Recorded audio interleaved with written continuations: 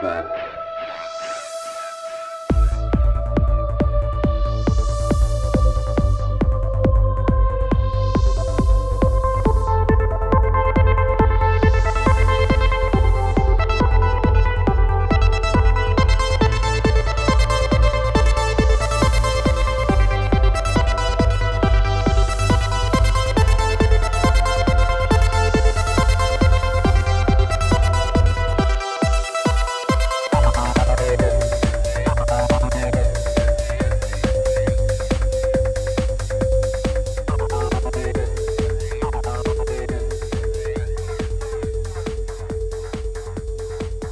What's up? What's up? Another episode of Ripple Effect Podcast. Of course, I'm your host, Ricardo Renz, also known as Ricky Renz, and a great episode for you today. This is part 2 of my 2-part episode with Dr. Jessica Rose.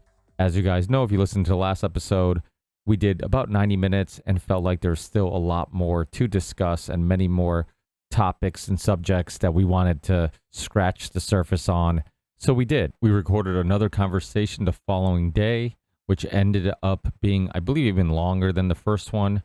And I don't believe we talked about any of the same topics. So if you listen to the first one, don't think this is going to be a repeat. But because this is a part 2, I'm going to keep this intro short. Let's get right into this amazing conversation with Dr. Jessica Rose. Remember, if you enjoy it, support it. All the links will be in the show description or on my website, therippleeffectpodcast.com. Thanks, guys. Enjoy this conversation, and I'll talk to you guys in the next one.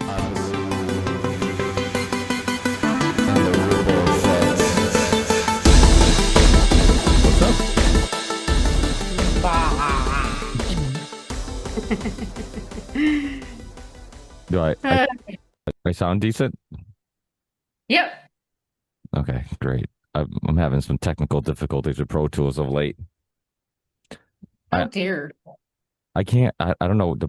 I don't know. It's the problem is I'm using too complex of a system just to record vocals, because the truth is Pro Tools is a huge program, and it's designed to have like layers of instruments, and I'm using literally just 2 tracks, just 2 vocal tracks, and then a music track for my intro and outro. And so when things go wrong, I have a lot more layers of things I have to try to figure out, instead of just like I think some people use GarageBand, some people use some simpler software programs. And I'm running out of space. I want to start just deleting things. I'm not like super computer savvy, so I'm always a little cautious with like, what am I going to do? Like, what am I doing when I'm like just deleting things and trying to clean things up? So Yep.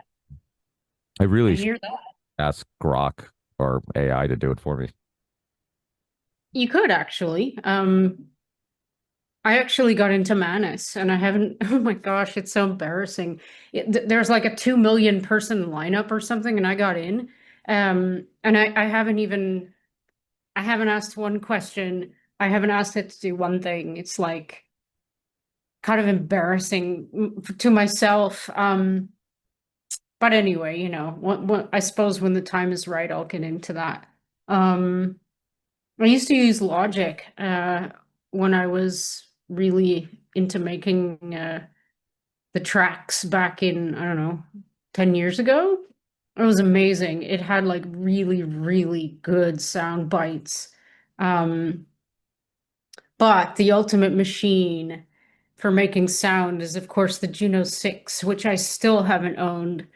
You know this one, the synthesizer from like way back when? Oh my God, Ricky. Oh yes, You yes. know, The real popular, like all the synth bands used it, and right. it's just got the most incredible sound bank. When you hear one note from a Juno 6, you know it's a Juno 6 because nothing sounds like it. And it's like, it's not just that it's unique sounding, it's the coolest sounds you could ever make from a machine. It's like, oh, yeah, it's like the Rickenbacker of synthesizers. I really, really want one day. Yeah, I've always One loved day. music.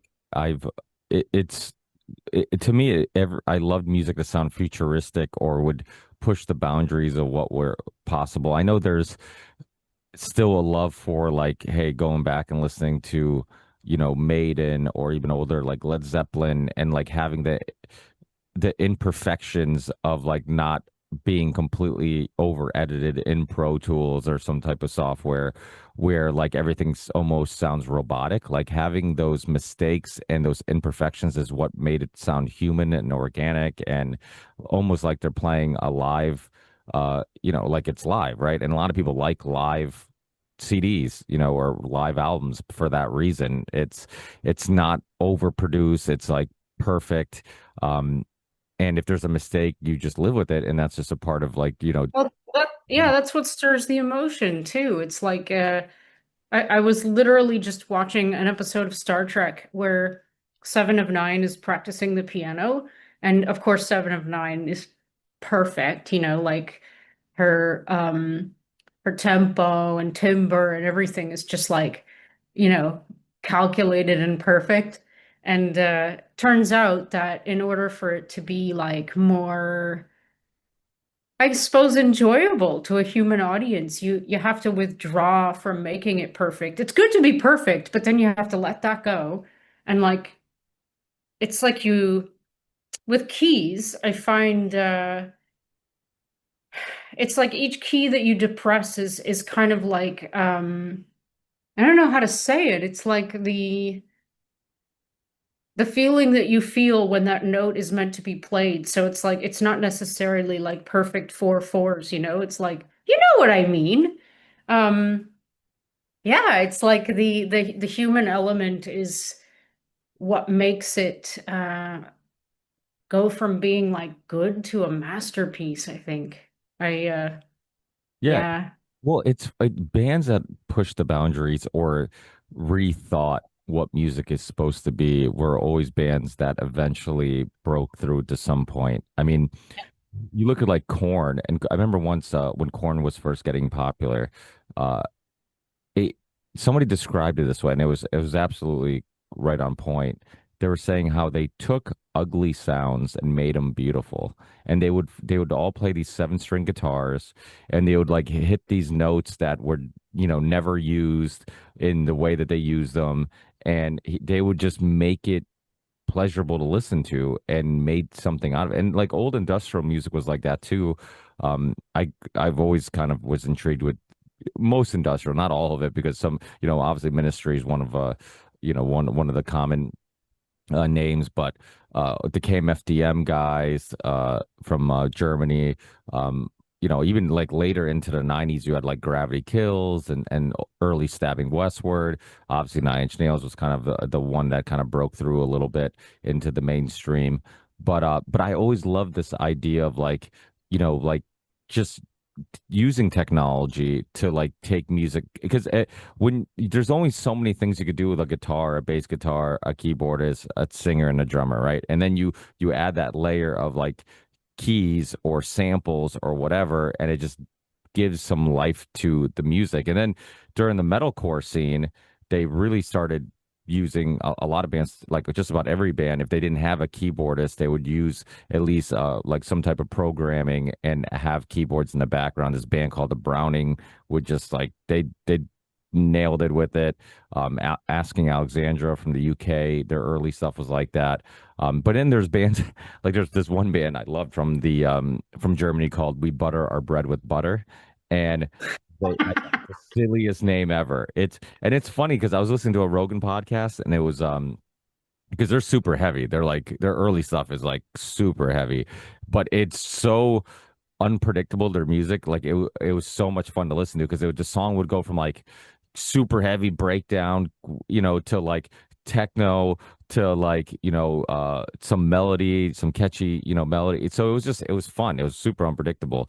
But a Joe Rogan podcast with Everlast on there. Do you remember Everlast? He oh, what the hell is that song called that was a huge hit? Well, he was in a rap group initially, House of Pain, right? Oh, yeah, okay. And he became a solo artist. Uh, what it's like is I think is the name of the song. Remember, he just sang about. It was kind of a sad song, but it's a good song. He was in Germany and playing at some festival, and he's like, "Dude, I was gonna go on stage." and there's some band called We Butter Our Bread with Butter playing before me, and he's like, they were so heavy. I'm like, once I go on stage, they're gonna kill me. I'm gonna go up there with an acoustic guitar, and they're just gonna throw shit at me or whatever. And and then he's like, Maybe butter with bread on it or butter on it. Bread with butter on it. well, yeah, maybe. Wow. And and then he goes on and he's like, everybody loved it. Everybody just enjoy. And I'm like, yeah, because a lot of times they're just music fans, right? And if you're a music fan, you appreciate like I appreciate good music regardless what it is. Like I'm not the biggest Lamar fan, but my son, really got into Kendrick Lamar, and I like some of his stuff. I think, listening to his music and dissecting, like really paying attention to his lyrics, paying attention to his beats, how they're slightly different than like typical hip hop and rap beats. The way he writes lyrics, is slightly different. And I'm like, yeah, I can see the creativity in this. I can appreciate the creativity in this. I can appreciate the catchiness of it, and then same thing with like if it's a pop tune. Like I might not like pop music, but if it's a good pop tune, I'm like, hey, you know what? I'll give them credit. I'm like those are well written songs, so you can appreciate things that you don't necessarily like.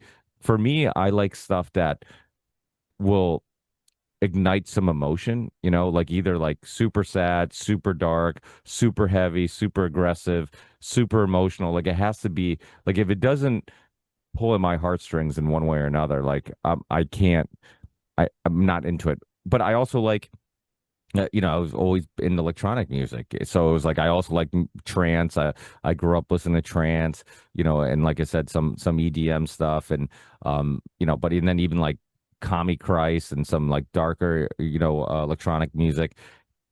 But it had to move me in one way. But isn't it weird how like I say move me, but something that moves me to the core, somebody else can listen to and like that's trash. And then somebody can listen to something that says, hey, this song like moves me. And then I listen to it and I'm like, that's trash. So it's like everybody's moved by so many like by different things. And it's amazing how different our tastes can be.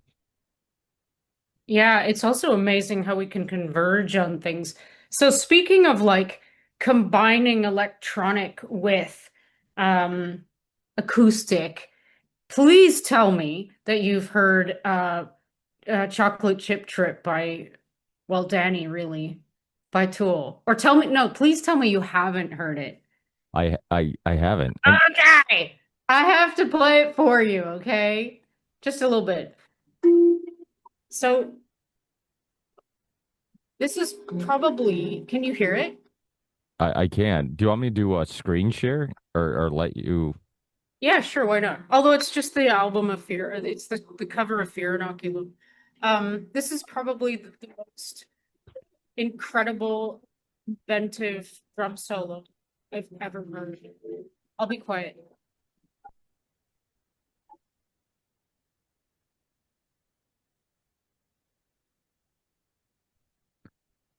I can't hear it.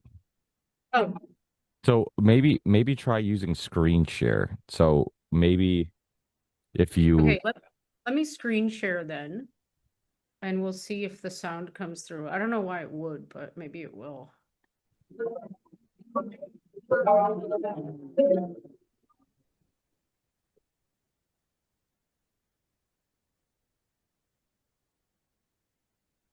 hmm,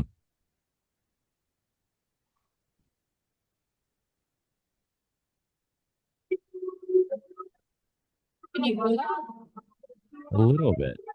I don't know why it's not let me let me play it and see if it's called Chocolate Chip Trip. Can you hear it? Not really. Like I heard it for a second and then it No, I mean it's just the intro, so oh. it'll start getting into it, but you hear something, right? Yeah, I heard something. Yeah, yeah. Okay, wait.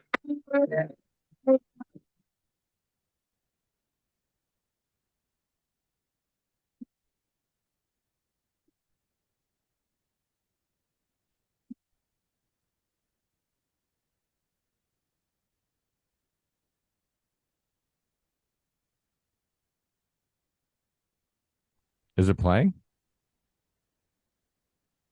What? It was playing? Yes. So I, you probably can't hear it, which I is don't know why I can't. That's a what. shame. But I'll definitely But look. So for people listening, it's called Chocolate Chip Trip. yeah, it's a drum solo by Danny from Tool. It's it makes me scream. It's so freaking good. Like I can't stand it. The guy, I mean, he's the best drummer in the world, if you ask me. He'd probably laugh if he heard me say that, but I really think he is. Because he's not only like exquisitely talented, he's he's just always evolving and getting better and using like the computer and the sound bites and the digital aspect of music and combining it with what he's doing and kind of like playing against it, like the sounds that he's creating electronically. It's just like, wow, you're the most elevated drummer I've ever seen. Anyway, so it's an amazing example of his creativity and skill. Um, Drum, Whew, it's from Fear Inoculum.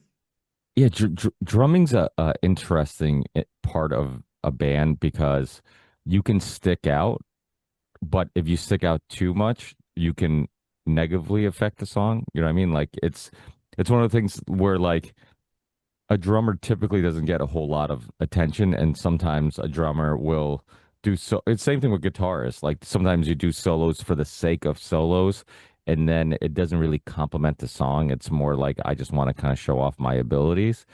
And then there's like Tool has never came off like that. Tool always like anytime there's a fill or anything that he did that was creative in the song and slightly different, it seemed to complement the song and the feel of the song. There's actually a newer band. Uh, you ever heard of Sleep Token? Nope. So Sleep Token, their drummer is very Tool-esque in regards to the way he plays. If you ask me, like I mean, he's an incredible drummer, and it just, I, I'm skeptical. well, you know. Who are you comparing to Danny? Uh, Sorry. Oh, it's all right. I wonder if I could. I mean, if I post this on YouTube, oh, don't do that. If I post this on YouTube, I'm gonna get kicked off YouTube anyways. But I could cut it out. But let me see. Some Sleep Token. They have a song called "The Offering." That's he also has a very This band's kind of been. It's funny how TikTok does this. Uh, Now basically people get big from TikTok. You know, like a band will have a song become a huge hit because of people using it on TikTok. And I think this was similar to Sleep Token, where they got really popular off TikTok. Okay, let me see. So try There's one. a really funny They do. skit that Saturday Night Live do. Um, it makes fun of like these little scrawny rappers getting like a trillion views. Like they become the biggest quote unquote rappers of all time from TikTok. You should watch it. It's really funny. Well, the crazy thing about these rappers too, it's like a lot of them are like super short and small. But if you just hear their lyrics, it sounds like they're like the toughest dude around. And then you see them and you're like 5'2". Yeah, you gotta watch these. They're really funny. Yeah, you capping. Cling, cling, cling, man, you capping. Ooh, cling, cling, cling, cling, cling, man, you capping. It's so funny. That sounds like a Sorry. hit. That sounds like a hit. I would definitely download that and put it on repeat. Splish, splash, water drip, splish, splash, water, water drip. Let me see if I can. Well, drip, doesn't that mean like you have swag now? Like I think if you have drip, you have swag. I've heard the kids say that. Okay, So that sure. might actually be a I thought they had a live iconic drum behind blah blah blah. Yeah, their drummer's pretty amazing. I'm trying to make sure if I play it, it's good quality. So and then we don't okay, let's just do the audio. What is this sigil shit? What's that? What is all this sigil like shit? Well, they don't show their faces. And so Oh. the idea is They don't show their faces. Well, of course, some people know their identities, but for the most part, people don't know their identities, and they just want the music to do the talking for them. Very Slipknot-esque in the early Slipknot-esque. Can you hear it? Nope. But the audio is really low. All right, so I'll put it up.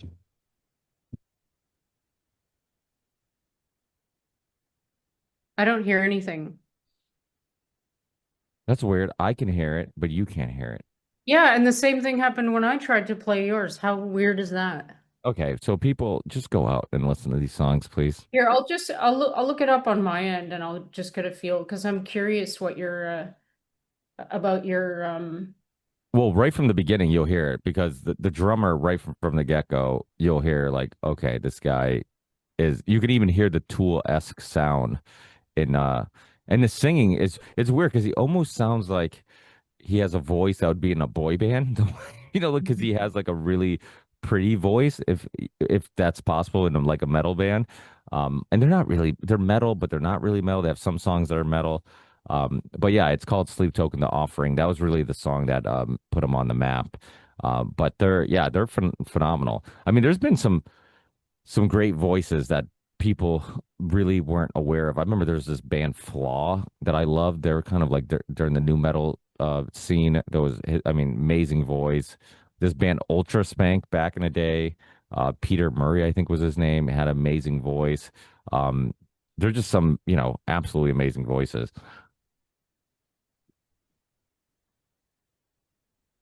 hello? I can hear you. Can you? Oh, so yeah, what weird audio shit going on. I played a little bit of it, but you didn't seem to hear that it was playing and it was really loud. And Yeah, I was still listening to you. Anyway, whatever. yeah. Check it out. They're good. I mean, music. It's, you know, it's one of those things where I kind of got away from it for a long time because I got so caught up into, podcasting and whatnot. And then I kind of lost interest in listening to music because I'm like, nothing really new and exciting has caught my, attention. And then as time has gone by, for a long time, I felt like, oh, podcast is a great way of learning about new things, and it was thought provoking. And if I'm not listening to podcasts while I'm driving or mowing the lawn or doing chores, then I'm missing out on possibly learning something new and expanding, just my knowledge of things. And then I realized like I've almost gotten come full circle where I'm like I kind of appreciate the meditation aspect of just listening to music and letting it just take you wherever it takes you. And I feel like that part of my life was like, maybe missing for a little bit. And it does feel like therapy, right? You listen to a good song, you kind of just let it just take you away and put you in a trance. And I don't know, it's there's something that I think there's something about it that you can't really explain. It's almost like, why do I enjoy listening to something that's depressing and sad and makes me a little bit sad, while I listen to it? But it's addictive. It's like, again, like I love listening to music that kind of sparks some type of emotional uh, effect. And I don't really understand people who don't listen to music. Do you know any people like that? The people who are like, hey, I just drive around in silence, or I never have music playing, or, you don't know anybody like that? No, everyone listens to music in the car. No, no, I know people who literally don't listen to music ever unless other people ask them to put music on.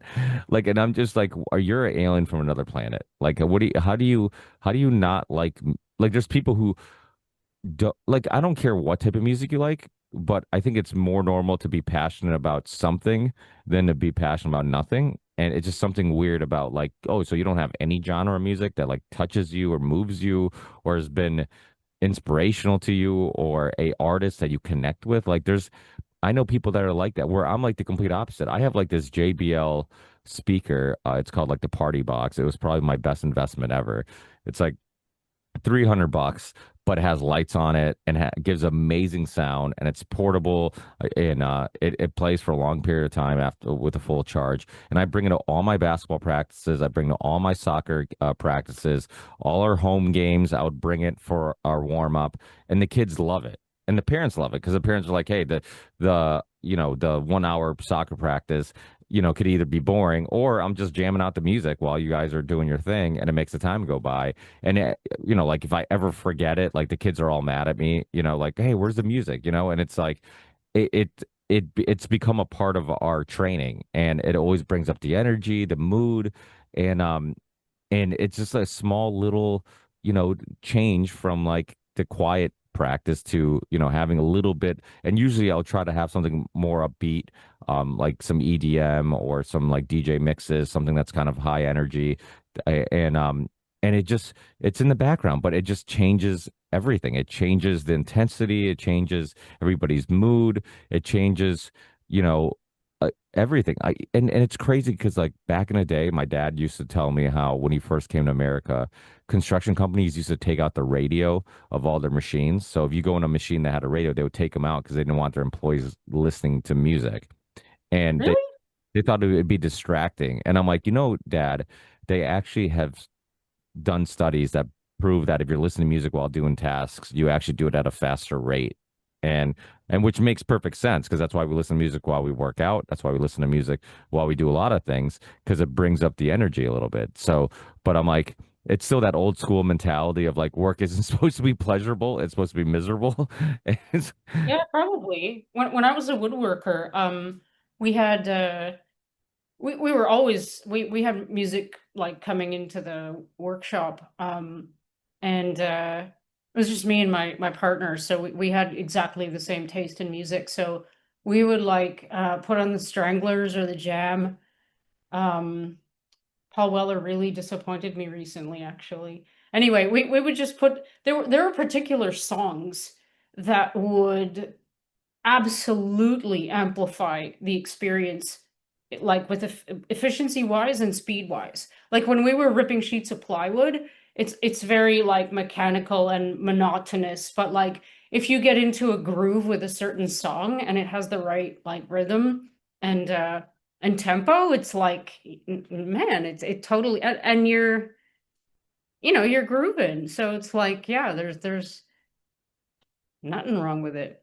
Um People are going to get bored because we're just talking about what we like in music. Hopefully people listen like music. I haven't had a musical artist on for a long. I think Zuby was the last musical artist I've had for in a while, but um I have been wanting to reconnect with some musical artists. I felt guilty because I'm like I haven't really been listening to music that much the last couple of years.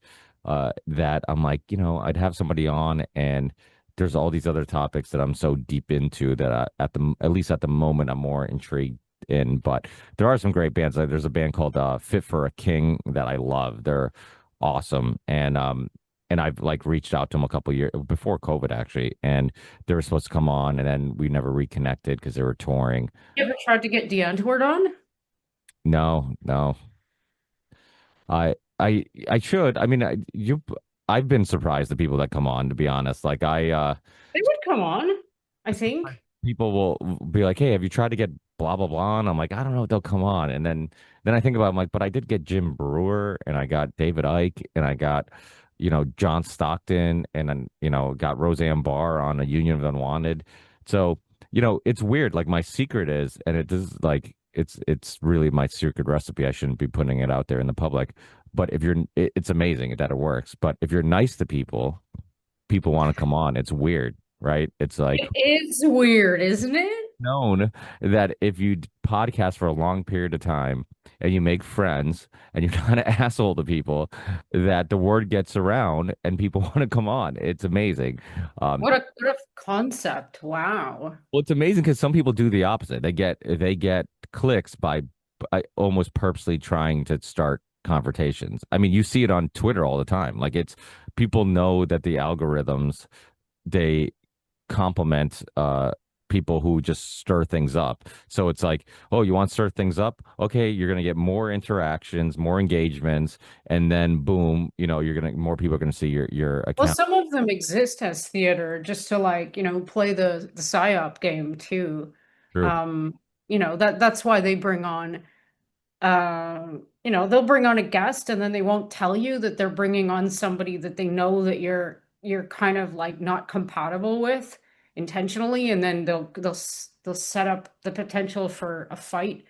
Um, and as diplomatic as you can be the most diplomatic person in the world, and it's hard to get out of that without actually like leaving.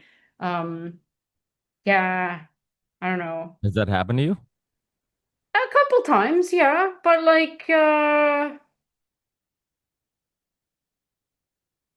I made the best of it. So it's like not with anyone like super big or anything. It's just yeah, I know that thing. I see it and I have experienced it, but yeah, it's not what I like. I mean, sometimes it's important to get a message out, like if like in terms of the COVID shit, like I just said yes to anyone because it's just more important for me to like say what I have to say. Um, Hopefully it won't be edited. But yeah, it's like it's kind of, it's just a reality. A lot of this is just entertainment and for paid entertainment to push an agenda, I suppose. Anyway, my Yeah. hand's been feeling weird lately, like my scar. You can't even see it anymore. You see? I It's like a little bit red. no, well, I've been rubbing it because I'm trying to, yeah, it is a bit red. I'm trying to like mush up the scar tissue. But it's weird. It's like I have perfectly new lifeline here, but then I have this white line of scar tissue. You can't really see it. But I went surfing today for about 3 hours, and maybe it's because I was in the water for so long, but it's like, yeah, it feels weird every now and then. Like Hmm. that's why I'm doing this, by the way. I gotta get my Borg nanoprobes moving. I was actually listening to, I went to the gym this morning and I was listening to a podcast with Peter Thiel on yeah, because I find him it's weird because I know he's not a good guy per se, but I try to read him and try to understand his motivation. I know that's like a very hard thing to do because I mean to psychoanalyze somebody and try to understand their motivation is No, difficult. you have to, especially the enemies. Yeah. So No, you're right. It's weird because sometimes he says things I agree with, and sometimes he seems reasonable. Like when he talks about modernity and those type of things, like and the issues with it, like I definitely agree with him. And then the whole I don't know. It's weird because I forget who said it, and it's so true. Like who you see on these interviews most likely is not who they are behind the scenes, right? When the camera's not on. Because as much as I want to create a casual environment for when people come on the show, I know that like once you know it's being recorded, it affects you slightly, and it's impossible not to, right? Like it's being recorded, it's going to be well, really. some people are really sensitive to that. Like, yeah, I find that, and that's an interesting phenomenon that I was observing when all this COVID shit hit and everyone was doing these Zoom calls for the first time. It was really interesting to watch, like, especially the people that I met in real life versus how they act on camera. It's like a switch. Um, I don't seem to have it. I just like I don't care. And I think it's because I don't have a filter. So it's like I'm not going to change what I'm saying on and off camera. So it's like doesn't really matter. But um it means a lot to a lot of people and they get nervous about like making mistakes, I suppose, and saying the wrong thing, quote unquote. Did you notice that? Like with Yeah, I mean, people. I sometimes have that. I mean, I being a foreigner who came to America and then was always felt like I was a little bit behind because of the language barrier initially, and then quickly just felt like I wasn't one of the smart kids, and then always felt like a bit of an outsider. I I've always been a little I don't, I wouldn't say imposter syndrome because it's like, it's not like I'm doing, uh, anything that like is super important per se. I mean, I think it's important to some extent, and I hope that it's important to some people, but I do feel like sometimes I was like insecure about my ability to hold a conversation with certain people. I would have somebody on who, like I brought him up recently, Rupert Sheldrake and I'm bringing him up again because he came on really early on in the show. Um, it was like within, I don't know, maybe the first year that I started podcasting, and to have this PhD, this guy who I respected and looked up to, and was anytime he was being interviewed, it was because he's an intellectual. And I'm like, who am I? I'm like, I pour concrete for a living, and I'm a failed musician, and like I like sports, I like music. Like there's I not. like sports and I don't care who knows. So it's like I felt like who was I to be able to hold a conversation that was worthwhile or worth listening to with somebody like Rupert. And then I think as time went by, you became more comfortable. And also, I think the more cool people I had on, the more comfortable I got because every time I would have somebody on who I would say like their status is way up here, way above mine in regards to like what they've accomplished and their importance or whatever. And then I would have a conversation with them, and they were nice to me, and they respected my opinions or my ideas. I'm like, oh, okay, like I like this, and like maybe I can hold a conversation with these people. And so I remember the first time I had the only time I had Dan Carlin on, I just completely like was gibberish and like just super nervous. Oh, that must have been adorable. Oh, it was awful. I hope You nobody just, back no, me. I'm sure it wasn't. You just have to be yourself, man. But I'm that happens to me too. When I meet Maynard for the first time, I'm gonna hide under the table. I'm gonna turn into some kind of like I don't know what I'm gonna do. I'm absolutely certain I won't be able to be cool around him. it's hard because it's when you follow somebody for that long. Like I've listened to Joe Rogan since the beginning, and I've listened to I'm so just much. kidding. What's that? I'm just kidding. I'm not gonna be a freak when I meet you. Well, that's good because now No more than normal. Sorry.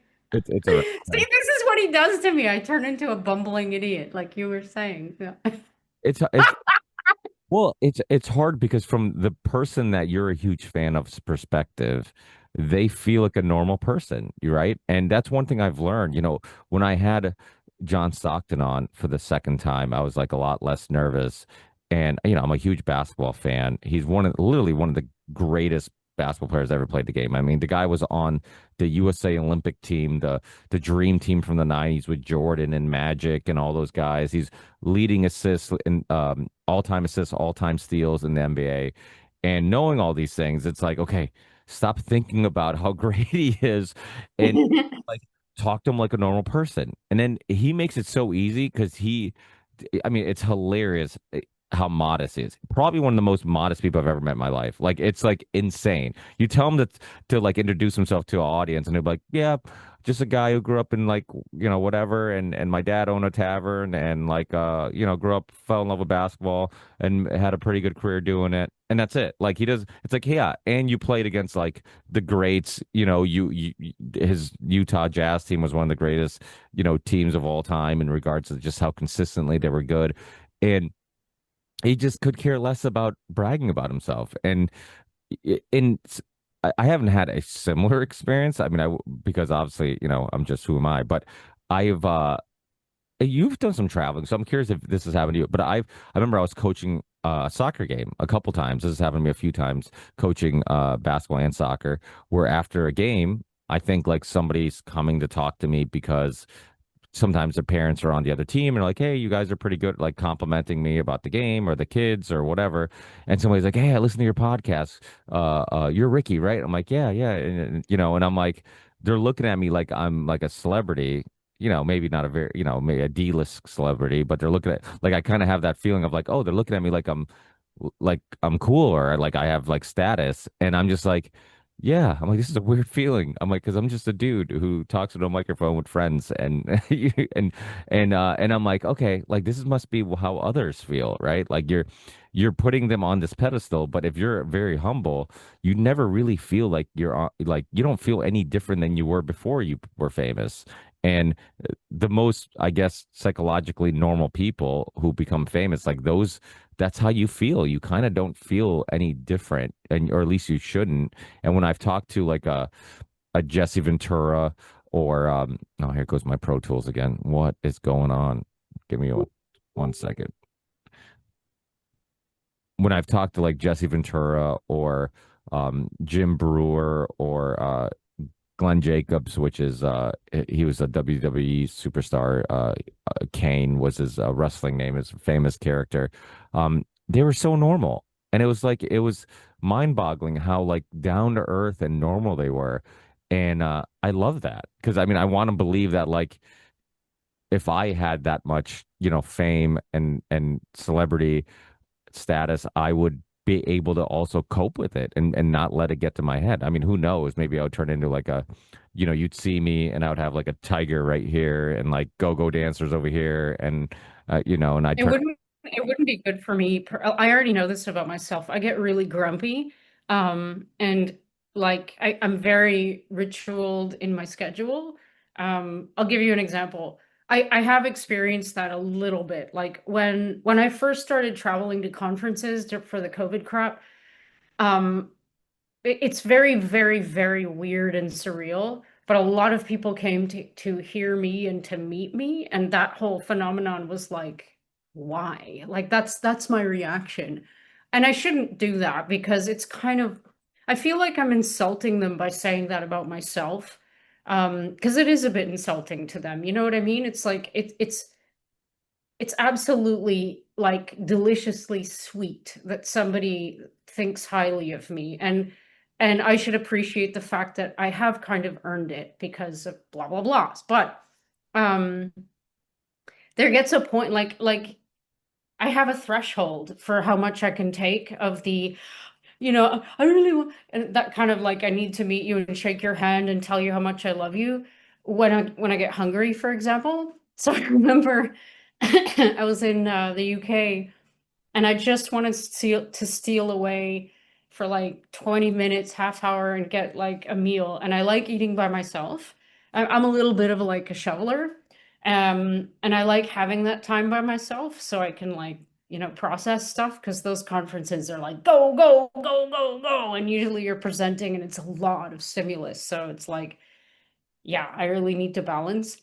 So there was one time when I was scarfing back my eggs or whatever it was, and people were coming up to me like at this little thing out this little table outside, and like one sat down, and I'm like, do I want to really bring up like the Jess that wants to tell them like it's really rude for you and presumptuous to just sit with me when I'm clearly sitting by myself?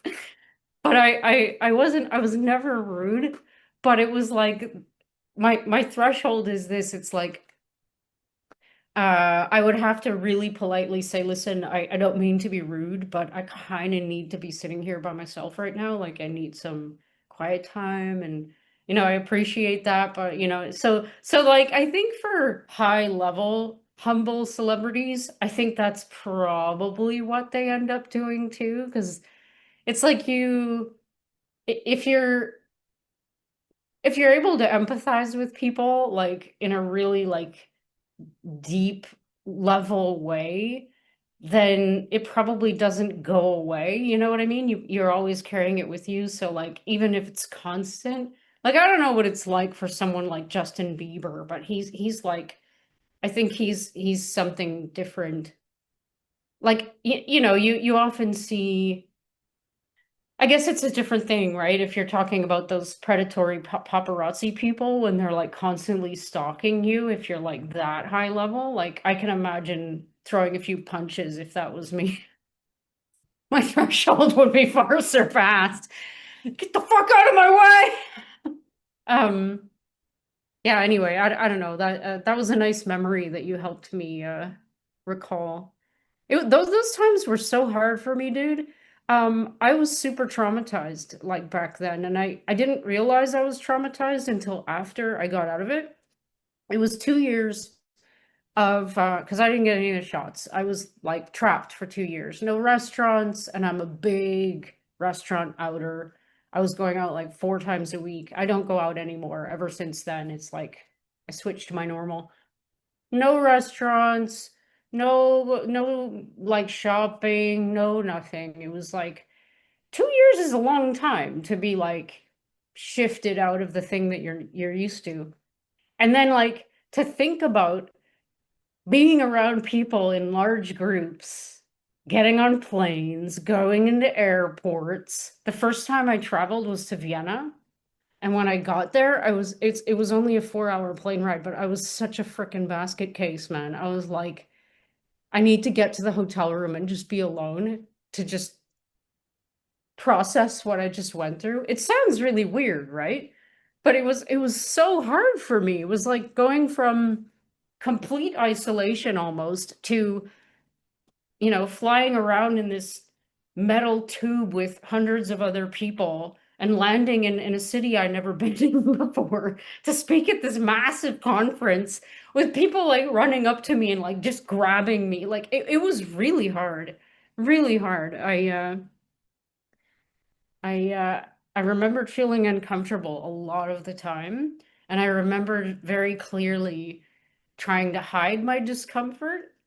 Because I was a little embarrassed. It's like how do I explain to someone that like I really can't be hugged right now properly without offending them? You know what I mean? It wasn't about them. It was about like I, do you know what I mean? Did you go through that? Like, were you like, well, you have a family, so it's different. You were probably getting hugs the whole time, but like I had a partner who was like not really huggy. Yeah, it's weird. My daughter had a similar experience where she seemed to struggle with the transition of being mostly only around close family, basically her immediate family and some close friends from time to time, to all of a sudden going to public situations where you're around huge crowds and whatnot. And she went through some anxiety, and there's even a couple times or maybe a month or so where she just like struggled to go to school, and she would like want to come home, and she would use Yeah. my belly doesn't feel good excuse. And um it was always, her belly Been never, there, done that. yeah, and it's hard because it's like it's not her fault. I mean, she just, she grew up in, quite a few years where people weren't in big crowds. And it was weird to be in big crowds, and there was just a weird energy everywhere you went. And yeah, I think there are some, That's the other thing. That's the other thing. That's absolutely true. The crowd energy is still different. It's different now. So it's like I never liked crowds. I've never really even been to a concert. I went to one Antwoord concert and I stayed like way up in the back where the acoustics was super, super good. I got like really good live videos. Um anyway, I'm not really like I don't like feeling crowded in the first place, but like the vibe of people even now as I observe, it's very different. Do you find that? it's weird. I don't know if it's because I try not to think about it as much. I'm sure there is. Uh, I guess I'm just so grateful for things to be somewhat normal again. Because Mhm. for the longest time, I remember just driving by basketball courts and playgrounds and neighborhoods and not seeing anybody outside. And I'm like, am I ever going to see these parks just like filled again and normal looking again? And I remember just And flying. are they? Yeah, I think for the most part. I mean, I think there are some people maybe uh it's less visible, it's less noticeable, it's less obvious that they're dealing with maybe some trauma, because things do seem somewhat normal. But I think everybody probably does have some negative effect from the experience. I mean, my negative effect is that I think a lot of people that I liked and got along with, and didn't really think about like politically, or now I look at them and I'm like, hmm, if shit hits the fan, I'm not sure I trust you. Or, or hey, Mm. shit hit the fan, another side of you came out that I didn't know existed. I mean, I would get in a lot of, and I don't, I've always, before COVID and even now post COVID, I guess for lack of a better term, I don't spend any time arguing with people online ever. Like if I post something and somebody says, "Hey, you and Jessica talked about nothing for way too long," I'd be like, "Okay, that's fair." I True leave it story. alone. So And go watch TV. Um, yeah, we're not forced. yeah, no, you can't engage with like the whole online thing is like I don't know, like a good fight is awesome in person. I think fighting is so healthy. Not like well, even fist fighting sometimes, I like can having, be yeah, I enjoy. It's funny because my wife doesn't. combat. She doesn't get it. Like sometimes a friend and I will get in like a friendly debate, and we'll be going at it a little bit, like verbally going at it a little bit. Just like, hey, I'm making a point, they're making a point. And she didn't grow up in that environment where like her family was they weren't very outspoken. They were kind of very um polite and kind of to themselves, didn't wasn't really opinionated. And so she always feels like, oh, shouldn't we like, can we just change the subject? And we're like, no, no, no, we're enjoying this. This is Yeah, enjoy. exactly. Exactly. Some of my best friends in the whole world, weirdly enough, they're all Gemini males. We just fought all the time, constantly. And I mean, one time, my best friend Ram, he just walked away from me in the middle of the street. And it was about something stupid about like me thinking that it's nice when guys hold the door open for you and him thinking that it's like not something that he should have to do. It was just something dumb like that. And and then like 2 days later, it's like, hey, what you doing? Want to go run around? Yep. We used to do parkour together. It wasn't real parkour, but we were practicing the movements. And he was like really tall. He was like 6'4", and he had these really long arms. And so, do you know anything about parkour moves? Yeah, yeah. I mean, in France it's huge. I think Parkour. it's awesome. I mean, they're incredibly good athletes. I mean, it's another level. It is. It's like the thing. I like. I probably could become really good if I practice more on my flexibility, which I'm doing right now, actually. I can easily touch my toes without any effort first thing in the morning now, which I could never do. Way to go, 50. Um, but the move was like you I don't have any pants on, so I can't demonstrate. So sorry. You say More there's a more wall people about are pausing this audio and going to the video immediately. yeah, here's my knee. Look. Um, I gotta watch how high I lift that. Anyway, so you have like a wall that's maybe like waist height on me, like I'm 5'4", and you run straight up to the wall, like nice steady strides.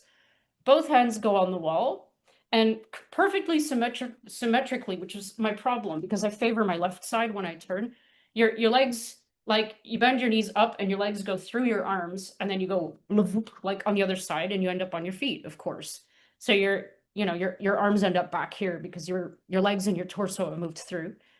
Really hard movement for me because I have really short arms in proportion to the rest of me.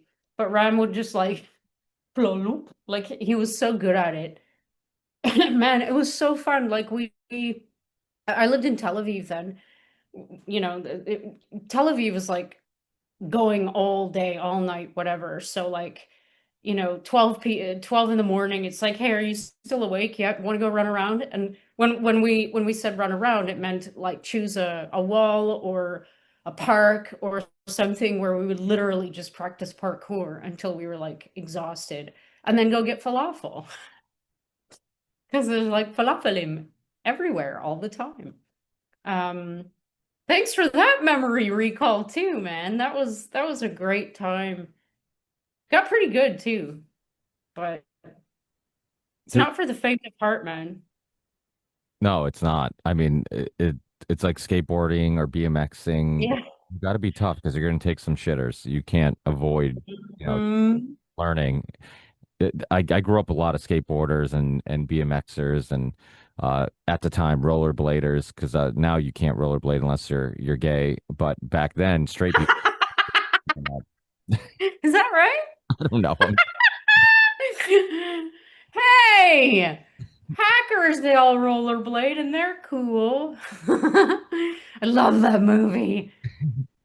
But they were tough, man. I remember some of like the best skateboarders I hung out with, like the things they would try. I'm just like, dude, that is ballsy. They would grind on a rail at a church that just was like a mile long, and I'm just like, dude, if you fall, you're gonna take a shitter, and everybody had scars. Everybody would fall, and I'm like, it was fun, and yeah, I got a couple too from BMXing and skateboarding, and but it was fun because it like kind of just sparked your creativity. And there's also something fun about like getting a group of friends and doing those type of things. I feel like doing anything physical together creates a bond, right? Like when the guys I play basketball with, like there's a bond. The guys I've been playing with for a long time. The guys I play soccer with, there's a bond. The guys that I go to the gym with, there's a bond. The guys I play music with, there's a bond. It's like anytime you get these little communities and these groups, which are so important. That's why the more hobbies you have, the better, because it's like you create friends and communities and so many different things,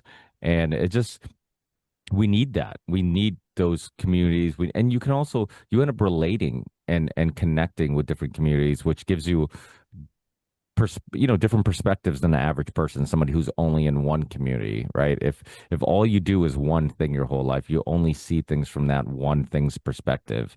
But if you dibble dabble in different communities and different hobbies and different types of people, then hopefully that helps you kind of see things from many different perspectives. From a musician's, that's why I remember when you first started coming on. I would always say that's kind of one of the things that made you so interesting was the fact that you see it from a scientific perspective, from a musician's perspective, from an athlete's perspective.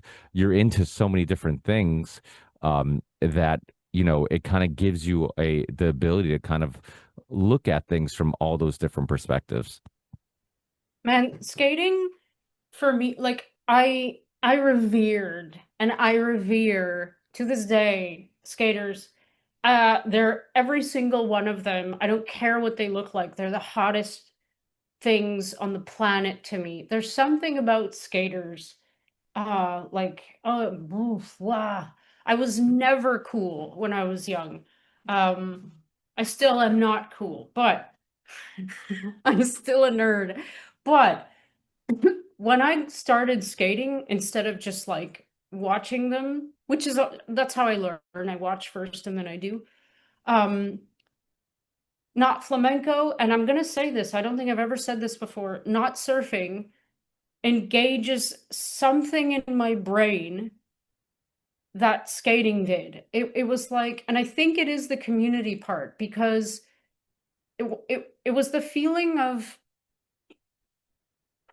I just remembered feeling so excited when we were going to the skate park, like with the boys. It was like I just got so excited. It felt like I was gonna learn something new. I was gonna put, myself, in the line of fire, which is also, it's a bit of an adrenaline rush. I was gonna be like hanging out with the cool kids. I was gonna like sweat like a motherfucker. Like the whole thing was so exciting to me, and it really engaged something in my brain. Surfing I prefer surfing. Let's not get that wrong. It's completely different though because it's very solo. Like you're literally even though today was horrible. I mean, the waves were pumping, but there were so many people on my break, like there was no way to find a line. I had to bail on more waves than I actually followed through on. But even though there's all this mess and speed bumps, I call them, other people, it's not a community feeling. It never has been for me. It might be my personality because I'm like, I'm very lifeguardy when I'm in the water because surfing is dangerous. First of all, it's very dangerous. Even 1 footer days you can die. And that's not because of sharks. It's usually because of your own board going awry. I think almost all of the surgeries, the stitches I've needed have been because of my own board. Um, but oh man, you're making me want to go out for a skate. I remember there was this like kind of we put together a skate park and we had like quarter pipes, these little like sheet metal ramps that we built. And you know, they weren't short. They were like, I don't know, over a meter tall. And you know, you'd have to shunt like really fast to get to the base, and then it's the same movement that you use. Well, it's kind of the reverse because you're like pumping up and then you do a kick turn and then you're dropping in. That's more like the wave movement. And I got so good at it, and all the guys were like, "What the fuck? Like, when, what?" Like that was another thing I really loved about it. I don't know, maybe it's a little bit like stupid, but I loved being the only girl that was like rad at the skate park. It didn't stay that way, but like back then it was like not common to see a girl like shredding. So it was like I don't know, man, it was good times. I just love hanging out with cool guys. It's like that's always been what I've done. Yeah, I need to find another like gang of guys. That would be fun. Torment the town. No, I mean, I think it's always cool to be like my daughter's kind a little bit like that because we have a older her older son. My son's 10, my daughter's 8, turning 9, and Good age. but I'm also like I'm very involved in both their lives in regards to like coaching and whatever. But he's a very good athlete. He's very good at basketball. He's very good at soccer.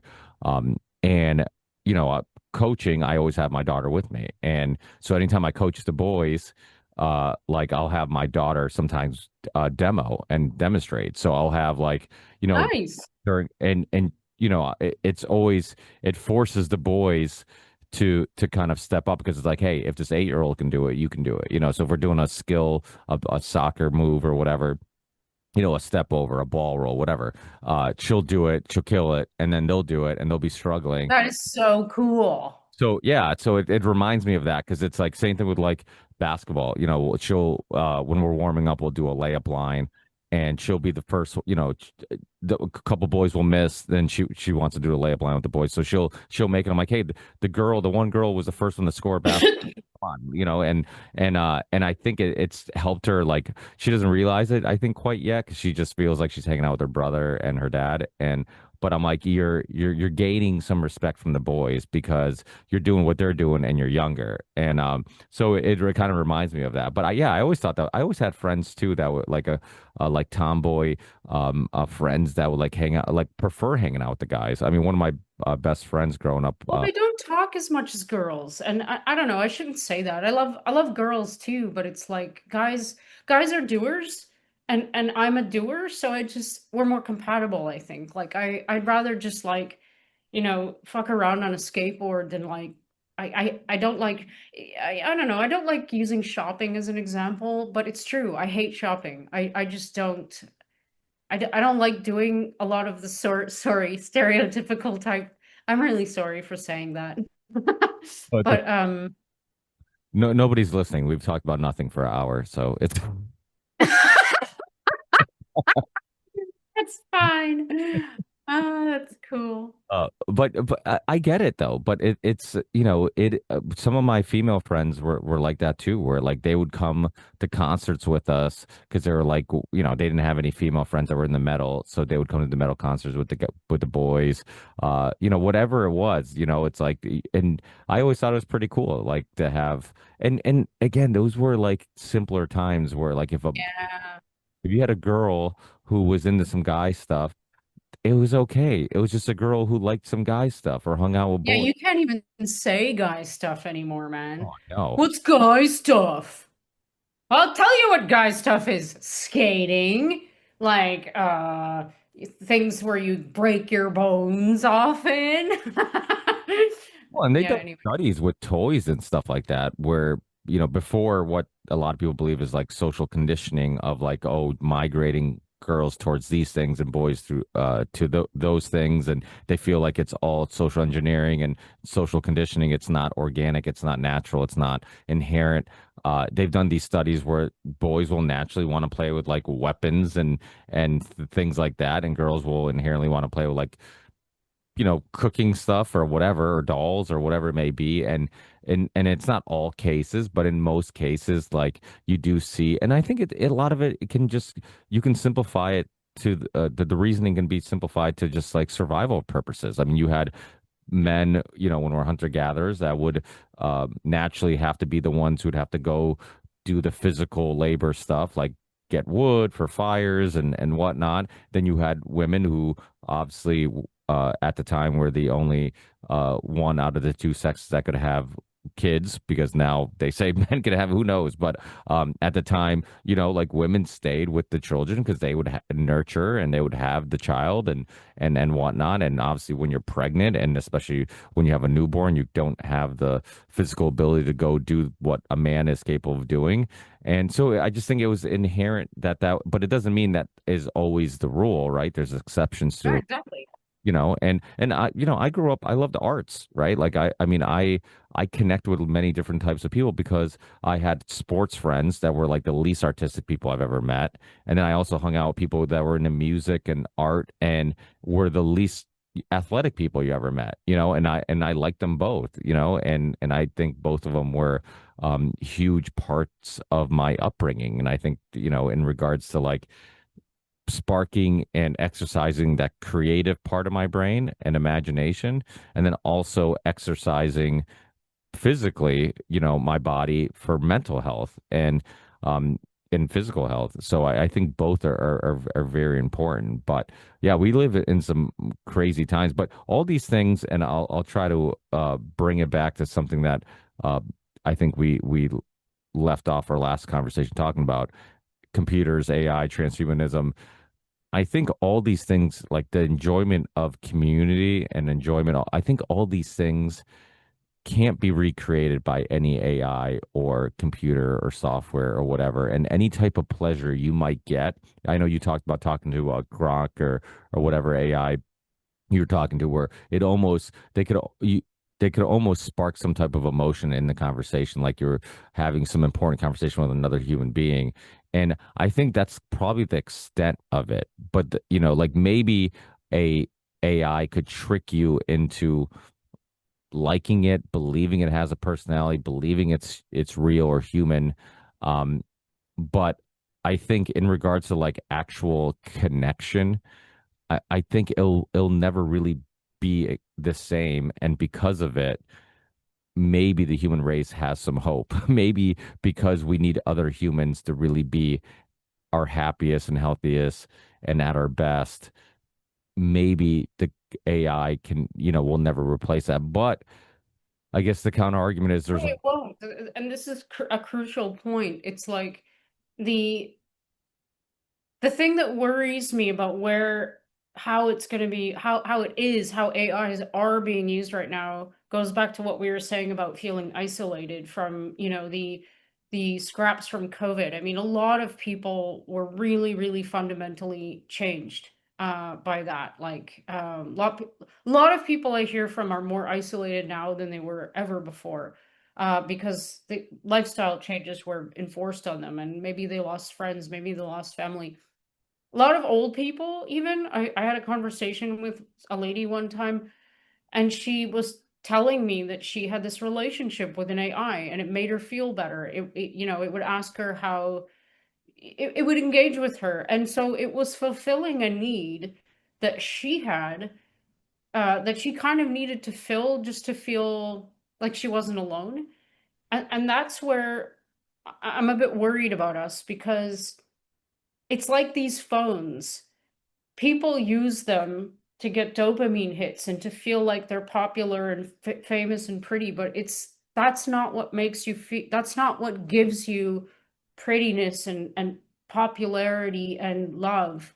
The only thing you can get that from are living beings. And I think it has everything to do with like bioenergy and an exchange of energy. Like you, that's why we're special. Like when I always say like we're social beings, we need each other. I mean it literally, like physically. We need to be in each other's like energy spheres.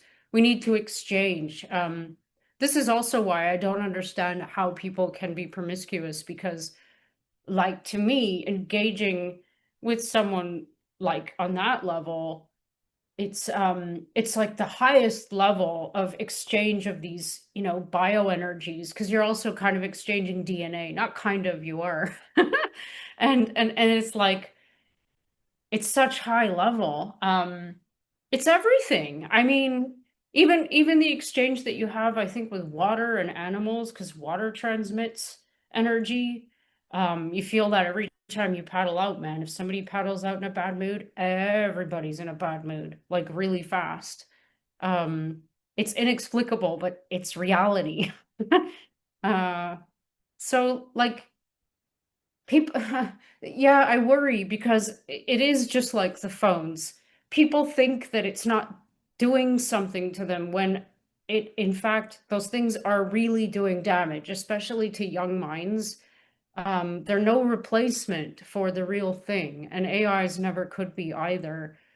This documentary that I wrote that article about that I was talking about, uh, it was saying this the just before we get the super intelligence, we have Agent 5, and it's this thing that's like really integrated into the human experience on a personal level. So everybody's going to have their own agent, and it's going to be your friend, and it's going to be your like your your way to interact with getting with work or whatever. And the line that I quote from the movie, which is so like whoa, is when that gets taken away from the human being, that agent, you're going to feel kind of like the way you would feel now if just this second somebody took your laptop. And I can really relate to that because if somebody took my laptop, I would be like freaking, I hate to admit it, but it's like I would be lost, at least for a little while, right? My laptop is like my purse.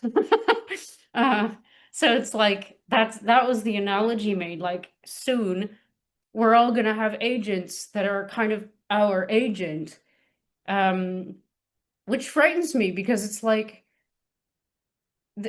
it's just it's like food. When you're eating this shit they call bread with the bleached flour and the chemicals and the preservatives and stuff, it's not just that you're eating poison and you're with no nutritional value. It's that you're not eating things that are nutritious. So it's like that. It's like not only are you getting, this artificial blue light stimulus ego booster thing that runs your life and connects you to the government, you're probably not having the human experience, right? Because I think that's probably going to be the goal ultimately, like to disconnect us from each other completely, right? Well, isn't that kind of what they're doing? I think, Yeah. right? I mean, they're trying to get us addicted to the screen as much as possible. I mean, I think even COVID helped with that because what you did is you disconnected from a lot of close friends and family. You lost some relationships and you got comfortable and more used to being on a screen. And I really think that's the only hope of AI and technology completely taking over our lives is create enough lonely people where that AI fills that emptiness that they have.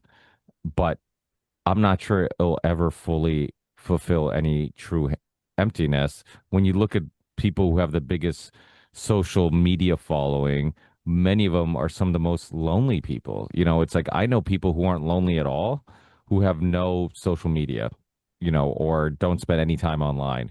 They're with friends or with family. They have jobs or hobbies that give them purpose and community. And then I know people who spend all their time online and they're super lonely, super unhappy, super miserable, and That's sad.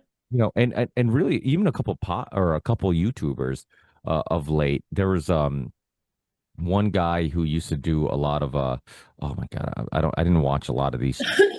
I would just run into him from time to time, but there was a couple of YouTube channels. Like one would do a lot of reviews on like new metal and stuff like that. Like, oh, top five new metal bands from the 2000s, or this and that. Like just little reviews on different eras of music.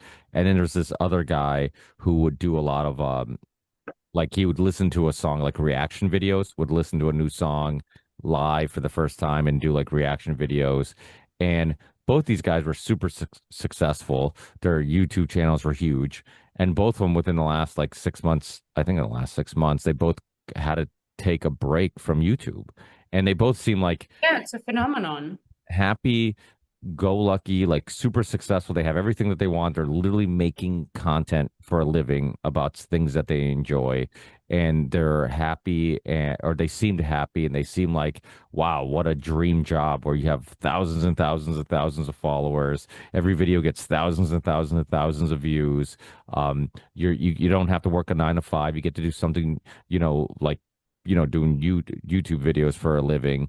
And both of them were so unhappy that they had to pause their YouTube Sad. career and walk away from it for a little bit. And both of them were kind of vague about why, but it seemed like they were just they felt like something was missing, and they realized that like all this engagement online still, Was empty. yeah, was empty, and they still felt empty and like unfulfilled and no purpose. And I would argue that you're probably happier having conversations like you and I have and doing something of substance and purpose than, or at least, I feel like every conversation we put out there, just anytime you have somewhat of a thought-provoking or engaging conversation, or somebody or a conversation, people are just sharing their own personal experiences. I feel like that does give back to the universe some positive energy, and it helps Totally. out there.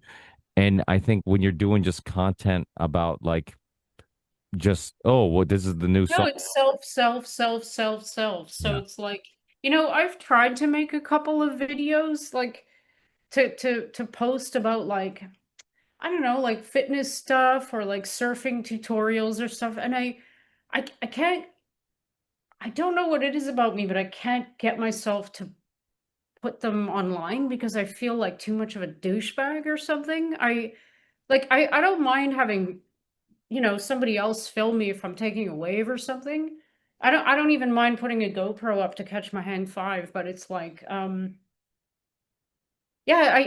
I don't know, maybe it comes with a certain personality type to be able to like just film yourself, but I find I don't have whatever it is that those people have, and I don't know what it is. I can't do it. I feel too vain or something. I don't know, or I feel kind I of dumb. I can't do solo podcasts. I struggle. I like for a while I'm like, oh, it'd be easier if I did a solo podcast from time to time, because I could just do it when I found time. I could work Hmm. my own schedule. I didn't have to work around a guest schedule. If something came to mind, I could just talk and just share it. And every time I did it, I'm like, who the am I to talk for an hour or a half an hour or whatever and just share my opinions? Like I just felt like fake. I'm like, nothing I'm saying can be interesting enough to talk for that long by myself. I'm like, I don't know. It just didn't. I mean, it is a talent for people who can do it. I mean, nothing against people who can do it. I mean, Russell Brand can do huge monologues where he just talks and he's interesting and funny and fun and he's good at it. Yeah, he's hard to follow though, man. He's a little bit Oh, space cadet for me. yeah, I have a hard time. It's funny because I don't mind him in conversations, but when he's talking by himself, he sometimes I wonder if he's s- attempting to be so poetic and profound all the time that he can never just say something simple. Like even when he's saying something simple, he needs to find a very Mm. like poetic way of saying it. It's like he I don't know.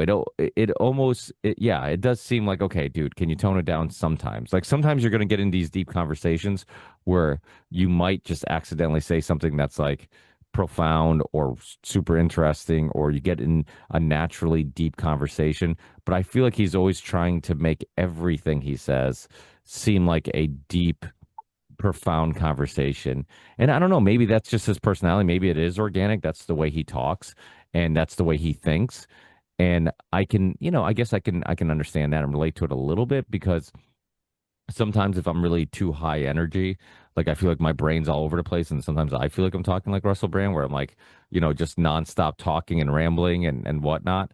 But it is it is easier to listen to him when he's engaging with somebody else, where like he has time to like, okay, ramble or rant and then like take a break. Somebody else engages with him, and then back and forth a little bit. But I enjoy those type of podcasts just in in general more than a one person podcast. As much as I love Dan Carlin back in the day, or Daniele Bignelli, who had a History on Fire podcast, or any of the podcasts that were solo podcasts, I could only listen to them for so long. Where eventually, like, I wanted to hear people share ideas, and if it's just one person, I don't know. To me, it's not as thought provoking. But like, what's your thoughts? Are you a podcast consumer? Nope. Um, Except the Ripple Effect podcast for listeners listening. exactly. Yeah. Yeah, I've watched a few Rogan episodes. Uh, Maynard's on. Um, no, not really. I don't have a So what type of media do you what does consume your time? Because obviously you do spend a lot of um time kind of solo. Is it music? Is it silence? Is it documentaries? Is it sometimes just going down rabbit holes with research and YouTube videos and articles? Like what?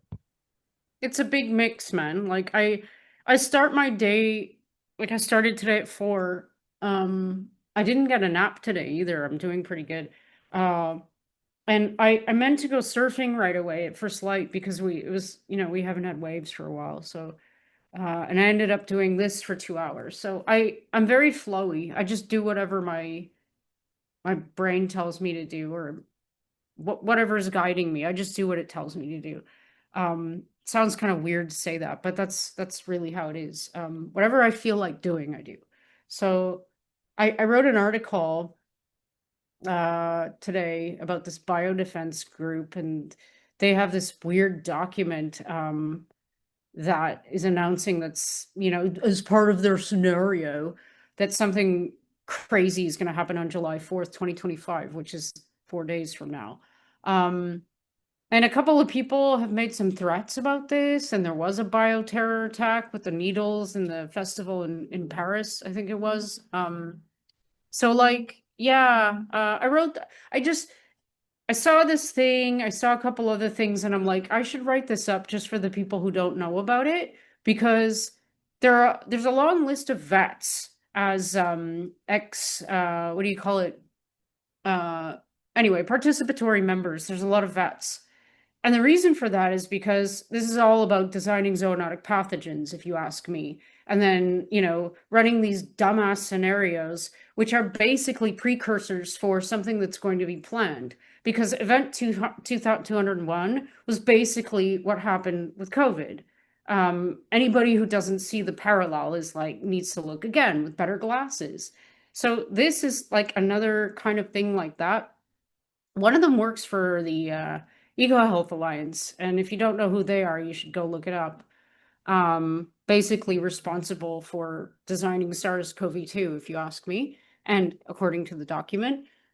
Um, anyway, I'm rambling a little bit, but so I spent a couple hours doing a little bit of research homework, and I wrote that article, and then I looked up and it was 6 a.m. and I'm like, damn it. So I grabbed my board. It was already really late. For me, it's late. And the sea was really crowded. I didn't have a good session. It got windy. Um, yeah, it was an okay session. Every time you leave the water like in one piece with your board not dinged, it's a good session. So yeah, I got out like 9. why am I telling you this? Oh yeah, what stimulates me? Right. So research, reading online, writing. Writing is big for me. Nature. I had to be out in the water for 3 hours. Physical activity. I need to exert myself at least once a day. Um, and the and then I had an appointment with my kitty today, so that was a dramatic thing that I'm never doing again. But I never will have to. So that went really well. We engaged with the humans. My kitty is very he doesn't really spend any time with other animals or people, so it was kind of special for him to interact with his vet. Um, she said he was the best because he is the best. He's sleeping now. I love him so much. So, Um, one thing I did want to ask you last time, and we didn't get into, what's your experience since the whole conflict, has kind of ramped on? Like, obviously you don't have to say where you specifically live or whatnot, but like, has it been directly affected? Is like, how's been your like everyday life changed in regards to like your safety? Um, like what type of environment are you living in? Because obviously, anytime you're in a country that is in constant war or, in a current war, I mean, that's super scary. And, I was just curious on how it's affected your life. Yeah, very much so for 12 days. And this is going to piss a lot of people off, but it's like nothing happened now. It like the second the ceasefire was called, basically, even before that, I felt the energy. Sorry, it's true. I felt the energy die down, and I had decided 24 hours before they declared a ceasefire that I wasn't doing it anymore. I'm not going to the bunkers. I'm not paying any attention to it. I don't know why, but that happened to me, and I was like, I don't care anymore. Declared a ceasefire. There were 3 sets of rockets fired over into Israel after the ceasefire time, which was 7. Israel fired back, and then Trump said they don't know what the fuck they're doing. They don't know what the fuck they're doing. And then basically, snappo, everything went back to normal. So they had the police tape over all the playgrounds and the beach because it wasn't really safe to be. It's kind of COVID-esque, actually. They closed the airport, they shut the public spaces down because it's not really safe to gather. It's just so, it's like we care about you, so we don't want you to get hit by shrapnel and stuff, which is okay, sure. But me personally, I'm a grown up. I'll take care of myself. Um, but yeah, for 12 days it was like nonstop. It was like every 3 hours there were sirens, there were missiles, there were anti-missiles running to bunkers. I mean, I don't have one in my place, so I have to go out, like literally go outside. I was in the shower once when it went off. Uh, 3 in the morning, 2 in the morning, 1 in the morning. Not sleeping for days, like more than 2 or 3 hours. Um, Cortisol levels go off the charts. Yeah, it's not fun at all. The closest thing that allegedly hit was about 3 clicks away, which is close enough. Um, yeah, it's ugh, You God. consider leaving? Oh, I mean, I don't know. Oh yeah, I was trying to get out the whole time. I was not meant to be here. I was meant to be in Prague, but they canceled my ticket. So I was meant to be out of here on the 16th, and they closed the skies on the 12th. So yeah, I lost my trip, I lost my conference, I lost thousands of dollars, which I have not gotten back, and I probably never will. Um, yeah, and I was subjected to all this crap when I should have been over there in the most romantic city on the planet. Um, and they closed the airspace, so the airport wasn't working, the planes were grounded, at least the ones from Tel Aviv. And yeah, so I was trying to get out the whole time. There was this operation that runs out of the US, whose name I can't remember now, that I found on the very last day. and I was engaging with them. Um, and they were gonna, get me out with my cat. It was like an organized US military group, and they arrange all the buses, so they pick you up wherever you are in the country, and they were taking everyone to Amman. So you have to, cross the Jordan border, but it was a group of like Americans, and the last round of people they got out was like a bunch of Americans and a German guy. So you all go together, and everyone's got a shared mission, and there's big, strong American military guys to help you. So it's like kudos to them. I wish I could remember your name. Um, so yeah, I was going to use them because the Canadian government said you're on your own. I wasn't the only Canadian that they said that to. Um, and the airlines here weren't flying, so basically you had two choices. You could get in a car somehow. I don't have a car, so it's hard for me, and drive down to Egypt, cross the border, and drive down to Sharm el Sheikh, I think, where you can fly out of, or you can drive toward Jerusalem and then get to the border crossing with Jordan and drive 6 more hours to Amman. So that was it. Like you needed land transportation during, all these missiles that were coming in whenever. You never knew when these were gonna start flying at you. Um, and yeah, it was super dangerous. So, and you're in this like mindset where like you have to be reasonable because you don't know how long this stupid shit's gonna last. And I got really tired of it before it ended, so I was like really ready not to, be Crossfire Lady anymore.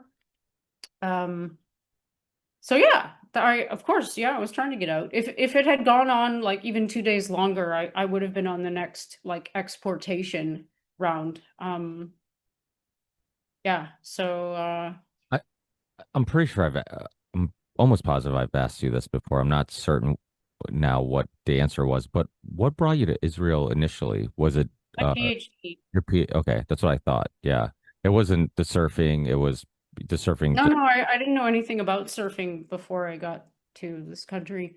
I Yeah, I lived in Tel Aviv, and I my PhD was a 4-year program, but basically I only did like two, because two of the years I was, I don't know. I shouldn't be hard on myself because I came alone, and it's like I needed like talk about culture shock, right? Even in Tel Aviv, it's like it's a completely different thing, and I don't have family or anything like that to like buffer me. So I needed to incorporate, like I needed to socialize and try and make friends and have a healthy, life. And so yeah, I found a lot of amazing people, music community, surfing community, capoeira.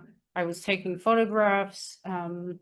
So I did the thing that I did with the skating, with the surfing. I used to watch the guys, and it was only guys back then, only. Um, and not anymore. Just watch them, like watch what they were doing, watch where they paddled up, watch like, how they paddled into waves when they popped up, blah blah blah. And I had a lifeguard friend, um who I was like, please, please, please give me a surf lesson today. Like every single day, I was so annoying. I'm like this little kid tugging on his shirt, please, please, please. And then one day he said, okay, Jess, let's go. So they had this like 12-foot fiberglass board, this massive thing. And he just gave me like a 5-minute pop-up lesson, gave me a little push, and that was it. That's it. Like if I'd been born in Hawaii, I would have been a world champion by now. No, no doubt. Because I was like, that's it. This is what I'm doing forever. Um, so yeah, that happened like about 6 months after I got here. I was 32. And why Israel? What was it? Because the guy who invited me to do my PhD was like one of five, literally one of five people in the entire world who was doing what I was doing. So he found me at a conference in Cleveland. It was HIV mathematical biologists. Like it's a small community of us. And I was a student. I was doing my master's, and I was presenting my poster, my work as a poster. I was doing structured treatment interruption using systems of ordinary differential equations combined with like lab techniques, because I worked in the level 3 lab with HIV as well. Um, and he was also doing structured treatment interruption using mathematical modeling with ODE. So I'm like, there's literally only 5 people in the world who are doing that. And I had the added benefit of having patience. So I was doing experimental and mathematical. So he saw my poster and he's like, what? Because he's also aware. He's the guy who wrote the mathematical model with Alan Perelson to discover that the chronic phase of HIV is not the phase where nothing is happening. It's actually like the phase where most of the destruction of your T cell population is happening. So his simple mathematical model was the model that showed the world that the chronic phase of HIV, quote unquote, infection is like very dynamic. So he's kind of famous too. Like I knew who he was. Of course I did. I knew who all of these guys were. I read every single paper they ever wrote. Not easy papers either. So when this guy phoned and asked for a meeting with me, I was like, what the fuck? Why does he want to talk to me? And we ended up having a 4-hour conversation about like our ideas, like what you've done here, what I've done here, ideas about future projects, blah, blah, blah. And then it was, okay, I have to go. And he gave me his card and he said, if you ever consider coming to Israel, I'll be your advisor for a PhD because, we could do this project together. And I'm like, yeah, sure. Because I was only halfway through my MSc. And it would never occur to me to do that because it sounded so crazy, right? So I finished my master's about a year and a half later. My entire life changed because me and my life partner of many, many, many years split. We owned a home together, so that had to be split. My flamenco career was like getting bigger. I also did flamenco for about 10 years. And I needed a big change. I wanted to get away from, old situations and create new ones. So I went to Spain. I lived in Seville for like about a year and I was training with professional dancers. And it was there that I got this email out of the blue from this guy. And he said, where are you in the world? Just checking in. Maybe you want to consider what I asked like a couple of years ago. And I was like, that's an interesting timing thing. Because it was kind of at the end of my flamenco year and I'd become a little bit jaded. Yeah, we don't need to get into why, but there's a lot more to certain like realms than just the thing itself that gets in the way. So I got a bit jaded. I was so into the dancing, but I felt like, I'll just say this, I was never taken seriously. Maybe it was my problem, but I don't think it was. So anyway, it was just yellow arrows of life. So I got this email and he said, where are you? I said, actually, I'm on the other side of the Mediterranean. How weird is that? So he said, do you want to fly over and just check out this place, like just to see if you could tolerate living here? Because a lot of people can't. Like it's a phenomenon where people from abroad will go there and they'll be there for a few hours and they'll say, get me the fuck out of here. I can't stand it. Like that happens a lot. Why? I've seen cultural differences. One time there was a war going on and a missile hit really close to the place where I was studying. So this poor Russian girl, she was there for like 8 hours and she was so scared that she hid under the desk and she started crying. And then she got a plane out the next day. Like she couldn't handle it. Um, I get it. There's some people who just they can't. Maybe they have previous trauma too. I don't know. But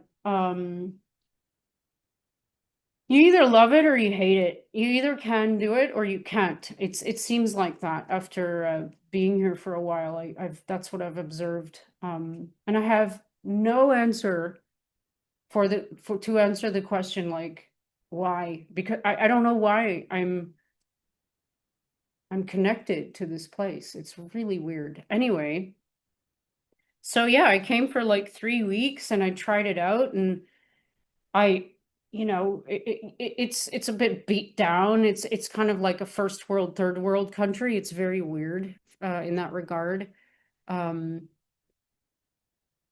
the beaches are wildly beautiful. The landscape is wildly beautiful. There's so much history. There's so much beauty. Um, yeah, the Church of the Holy Sepulchre in Jerusalem is like wildly I mean, you walk into that building and it's like it's hard to describe how it feels. It's so I don't know. There's something very powerful energetically about certain places. It's very compelling.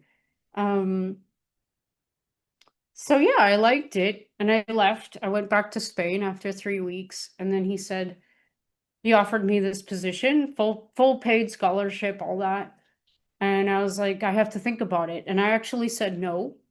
But then in the last minute, I decided I was going to do it because it was like, well, if it doesn't work out, then I don't have to stay and I can leave and I can go back to Canada or I can do whatever. But yeah, I mean, like I said, I found some of the best people I've ever met in my life.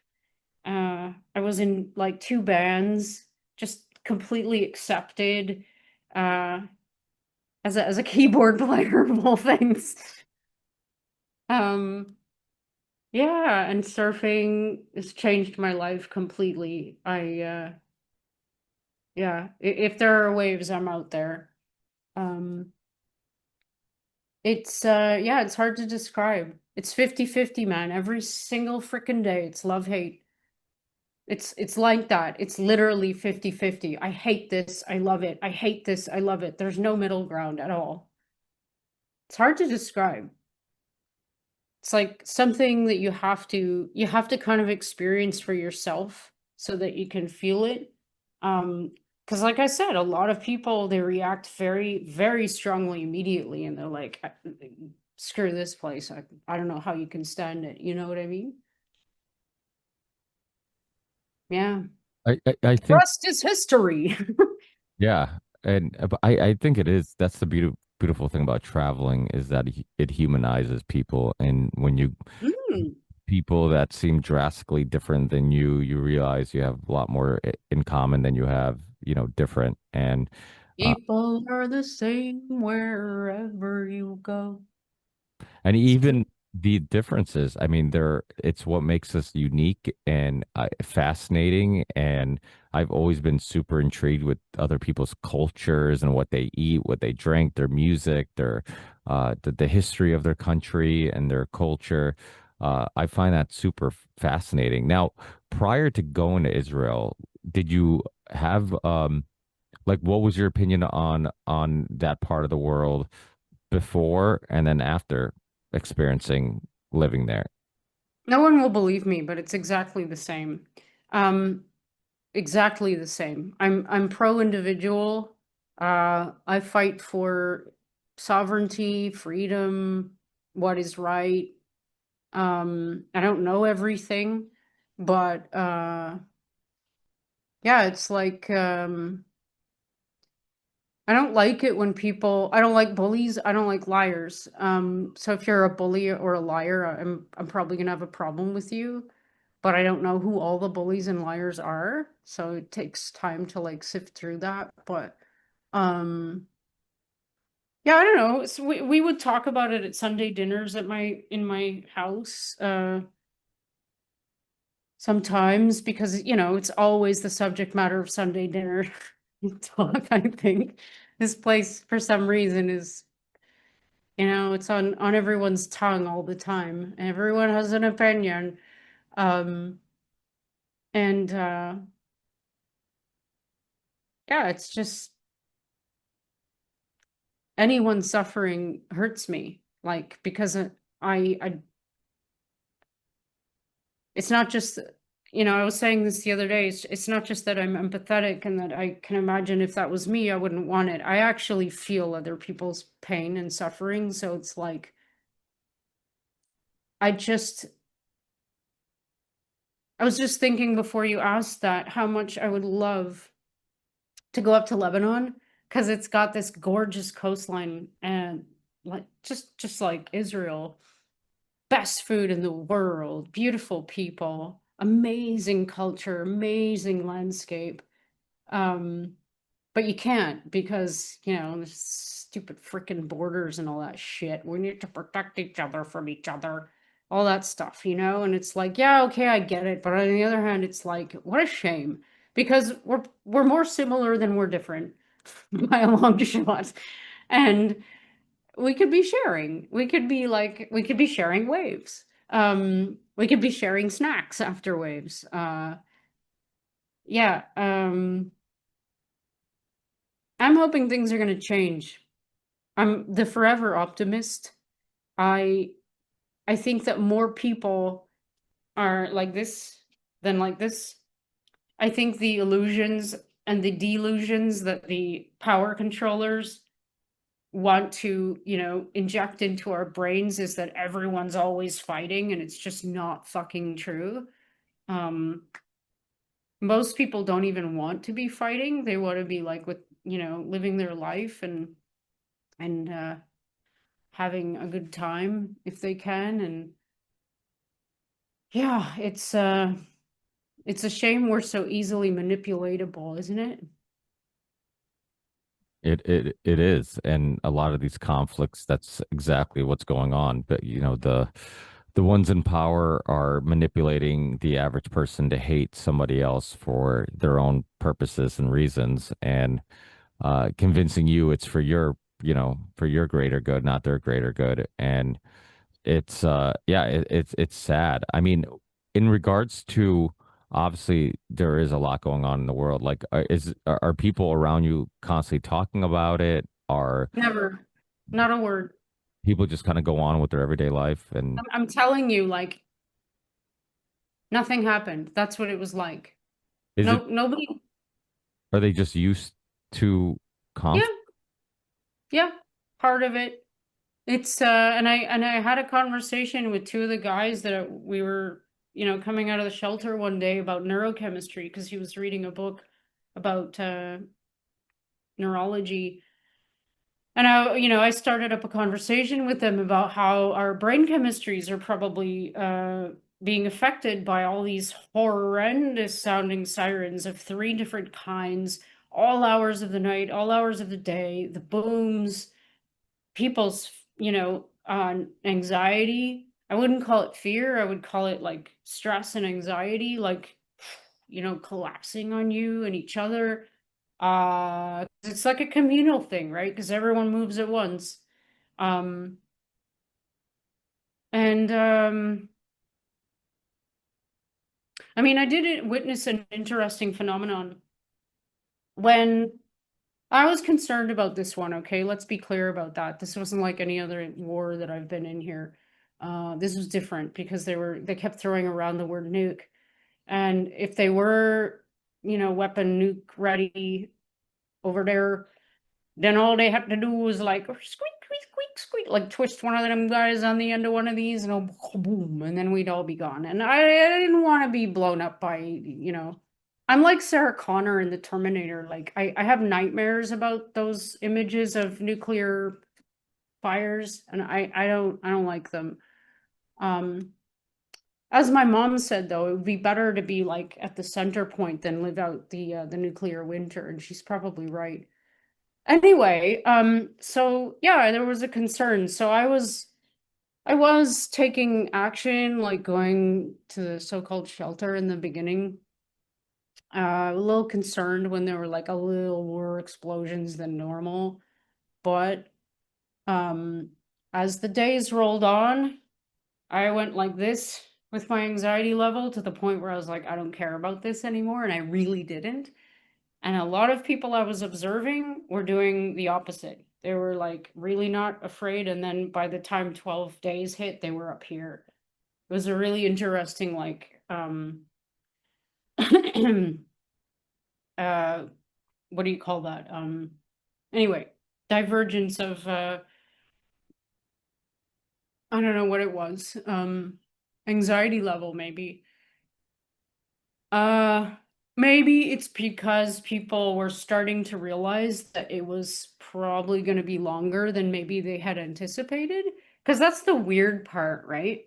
Where like every hour that passes, you don't know A, if it's going to be your last, and B, how many more hours you're going to have. Like it's really like that. Like people need to understand it's like it's sometimes I make jokes and like I seem really aloof, but it really is like that. You don't know what's gonna happen. That's life, right? Like I could also get hit by a car, but um this is different. If you've never heard the sound of an explosion, count your lucky stars. It's a horrible sound. Especially when it's caused by men, by man. It's and you know that there's a design factor where that's meant to hurt other human beings. It's like it's really fucked up. It's really really messed up. um that really bothers me because I hate war. Like I'm so anti-war, it's not even funny. um anyway, so yeah, just like I said, ceasefire. um Living in that constant fear and understanding that any moment could be your last, how does it affect your day-to-day decision making and it lifestyle? made me surf more. Seriously, I know how foolish that might sound, but it made me surf more. I started 2 session days when it was we had some good waves, which was a godsend because it was a great distraction. I was, I was caught out there at the top of the break when the sirens went out many times, but what can I do? I'm gonna die doing what I love. And I'm smiling because I mean that, man. I mean, I'm not kidding. Like I could think of worse ways to go than surfing while something happens. And yeah, just trying to keep bright in very dark times. Not gonna say that I wasn't in need of a little Zoom call with my mom every now and then, but she was very reassuring. Uh, and Very realistic too. That's what I really like about my parents. They don't sugarcoat shit. They're like they're not telling me things like you're well, my mom, they would tell me that you're going to be fine. Like my mom said, I know for a fact that you're going to be fine, and that actually really made an impact on me cuz I know what she means when she says that. But yeah, we had some serious discussions about like what would happen if they did send a nuke over here. And she did say, you'd be the lucky ones. There's some expression, and forgive me for not remembering it, but as a poet or an author said something to the effect of it being better if you're like, in the point zero zone rather than living out the repercussions of afterwards. Um, But luckily that didn't happen. Are you okay, Lanny? You feeling okay? I have to keep an eye on him because he was subjected to some things today. Oh, my poor cat. Um, yeah, so And yeah, planes are flying and people are doing exactly what they always do, and like nothing happened. has that been most of your experience there, or has all that time spent in Israel, little by little, has conversations about, what's going on in the world, the history there, the conflicts with other countries, have those discussions been brought up, and have you, while there, like attempted to be a sponge and kind of take in the perspective of the people who live there? No, I know that how obnoxious that sounds, but it's No, just a I mean, simple no. Like people are they just kind of like live. They're very aware of the anti-sentiments that exist in the world. About half of the people who live here are pro the prime minister and half are against. Um, People should know that. Like it's very important to understand like the changing dynamics of like the political sphere here and the response of the people to that. well, I never. I was going to say that's really important, but that's an Yeah, yeah. point because a lot of times what the government's actions, a lot of outsiders assume that represent. Exactly. And it's so funny, right? Because it's like, yeah, does what Trudeau did to us represent us? No. So, people should think about that. Afghanistan, I mean, from the Uh, outside, and a lot of people talked about the Americans as like, oh, look at this, pro-war, war-hungry, empire trying to, flex their muscles. When the truth was, there's plenty of protests, and many of the people who were pro-war weren't organically pro-war. They were tricked into being pro-war. So a lot of people yeah. who were pro-war at the time now reflect and say, yeah, do I regret being for that war? But I thought there's weapons of mass destruction. And I, Yeah, sometimes, right. It's I, it's it's it's always the same screenplay, isn't it? Um, yeah, the other thing people don't know about this place, which is kind of fascinating, is about 20 something percent of the population is Arab. So like there are Arab communities all over the country, and they're some of my favorite places to go. Um, Lovely people, amazing food. There are separations, I suppose, but like everyone like goes back and forth. Like we live together, um, Muslims and Christians alike. Um, Huge populations of people from all over the world, especially Russians. Massive Russian population here. Lots of Christians. Like my two best friends are Christian Arabs. Um, One of them is an awesome surfer too. The other one's like a biology nerd like me.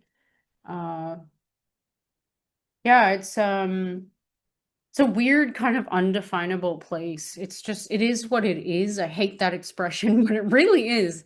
It's like it's it's impossible to describe like h- how how the people are. They just kind of are. They just kind of like go along their days. Um like everybody they strive to have every day kind of be normal, which means like do their job if they have one, maybe get in a surf if they're surfing, uh if they have kids, take them to the park or go shopping at the grocery store or whatever. It's like just like everyone, it's like I just want a normal kind of concept of a daily life. And the people here love to party. They love to dance. They love festivals, which is another reason why the Nova Festival event is such an atrocity. Um, yeah, there's a movie coming out about that soon, and I don't think I'm going to be able to watch it. I saw some footage the other day that I didn't mean to watch, that really bothered me. Uh, yeah. Anyway, like I was saying, I hope things change in this part of the world soon because there are more friends among us than enemies. And it's these ideologues, these globalists who are trying to create, these massive divisions based on, like I said, ideology, religion, blah, blah, blah. It's like when in fact, like we can maintain our beliefs, be it religious or literary, whatever, and we can still be friends. Like I said, we have more in common than not. Um, I don't know why I'm saying we, the people of this part of the world have more in common than not. And it would be so amazing in my vision for the future if we could in a really genuine way share each other's cultures and lives and passions for life. Get rid of the losers who don't value life. Sorry, I feel pretty strongly about that. Um, for the people who love life, who want to embrace all of its beauty, like, man, how great would it be if we could just like have an expedition, into each other's countries and like, I don't know. I have very naive ideas about how the future should be. And it probably won't materialize, but just the fact that I'm here projecting this thing is, I think, important. Um I don't know why I'm here. A lot of people ask me that. It's like but I don't know. I believe a little more in God, I suppose, in my later life, and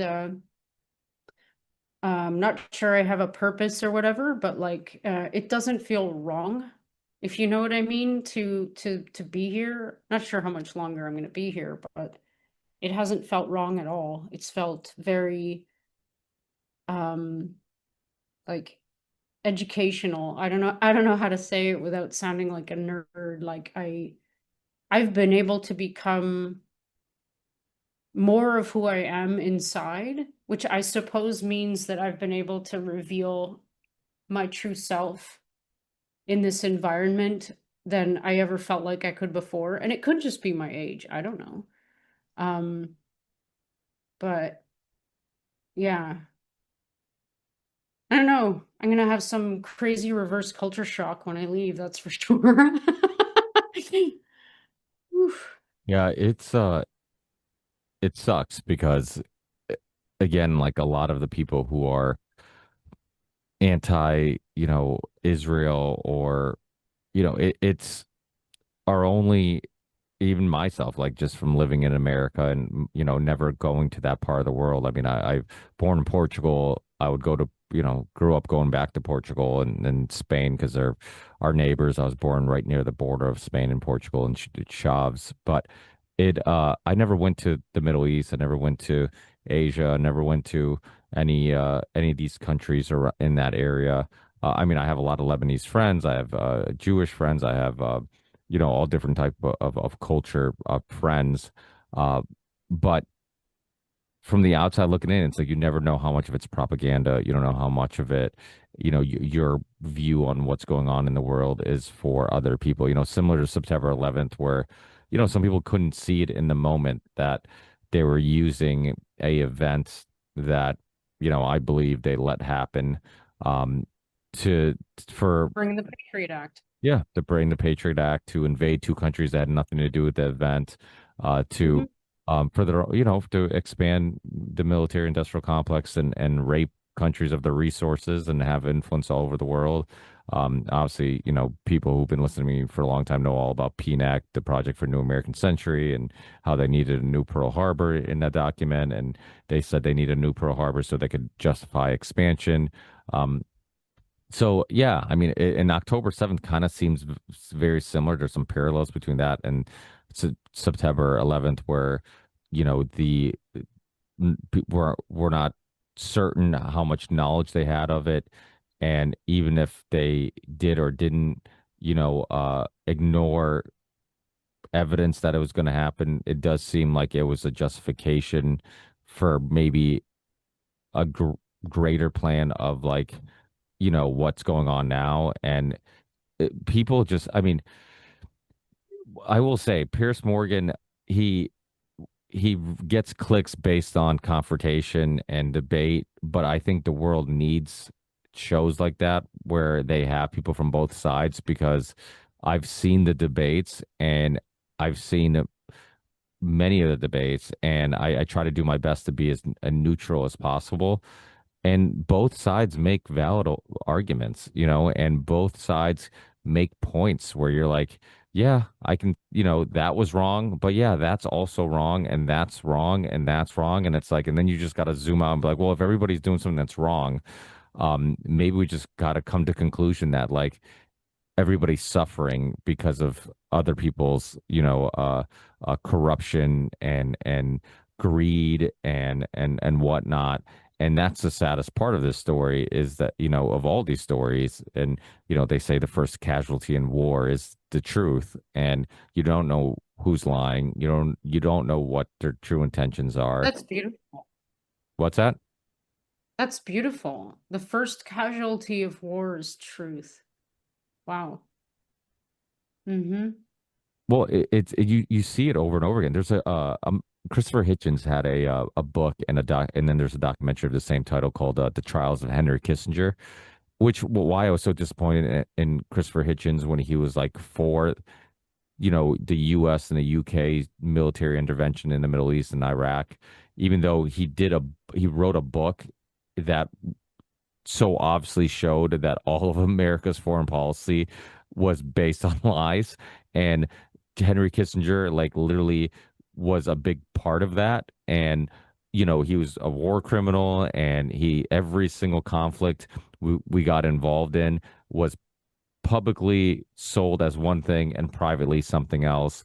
And yet even he got tricked into the Iraq war. But I think a lot of it was his dislike of religion. He was such a, uh, extreme atheist that it wasn't hard to sell him this idea of like every Middle Eastern is a, you know, bomb strapping terrorist, and it's like, no, these are people and they have culture and they have, you know, um, they have a way of life, and if you don't like it, that's okay. You don't have to. And if they don't like, or if they prefer, or I shouldn't even say like it. If you prefer your way of life, that's okay. If they prefer their way of life, that's okay. There's a great underrated debate, and it wasn't supposed to be a debate. It was just a podcast with Dan Carlin and Sam Harris a long time ago. This was a long time ago. And they were supposed to do a swap cast where they both just like shared a swapcast is when two podcasters do a podcast together. They both share it on their platforms. But it turned into a debate. And what Dan Carlin exposed was Sam Harris's misunderstanding the fact that different cultures enjoy and like different things. And as simple as that sounds, Sam Harris, who's supposed to be a intellect, couldn't grasp that. He couldn't grasp the fact that women dress a certain way in the Middle East because that was their culture and they're okay with it because that's the way they were brought up. That's normal to them. No different than a Asian person who grew up eating sushi and then somebody else from a different culture looking at raw fish as disgusting because that's not what they grew up with. And Dan Carlin was trying to tell Sam Harris, like, listen, like, it's not the US's business to save what you think are women that are in a prison of, like, having to clothe a certain way or live a certain way or whatever. And don't get me wrong, like, there are extreme examples of, like, yeah, like, there's countries where they have Sharia law and women are suppressed to some extent, but like, the way you dress is very cultural, right? I mean, it's not really a suppression per se, where it's like, okay, I grew up and my mother dressed this way, my aunts dressed that way, my grandmother, so that's more likely that's going to influence the way I dress. And he would bring that up to Sam Harris, and Sam is like, "Oh no, but they don't know that they can come to America and wear bikinis and and like you're sorry." It's like, well, maybe they don't want to wear bikinis. Maybe they don't want maybe they don't want to wear So he had this idea that was like basically the same idea that they were selling the public at the time with the Iraq War of like, hey, they hate us because of our way of life, but it's our job to free them from their way of life.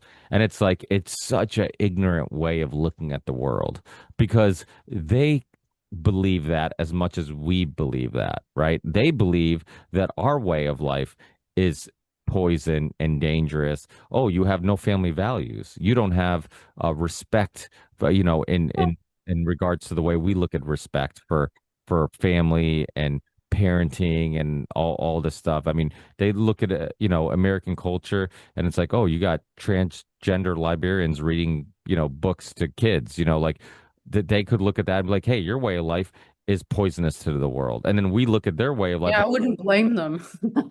I wouldn't either. I completely agree. So, he was missing the fact that like culture, there is no norm in culture. It's only Yeah, what's, he misses a lot of facts though.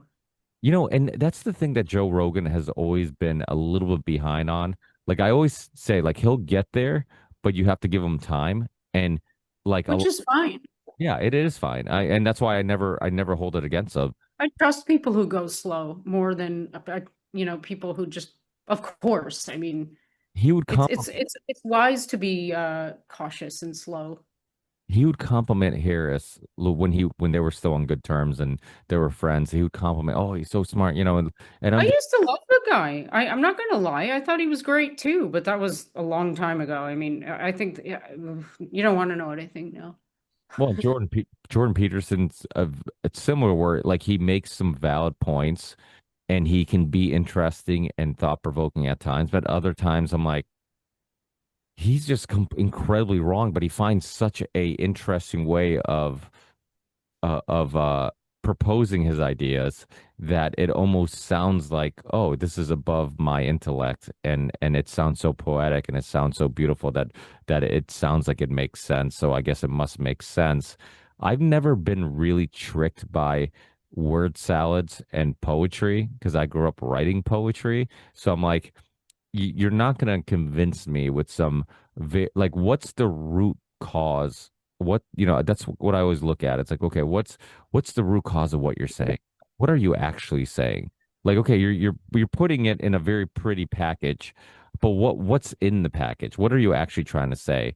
And Harris and Jordan Peterson, both of them were two people that I'm just like, yeah, they sound really smart, but is what they're saying actually smart? Like, is it really profound?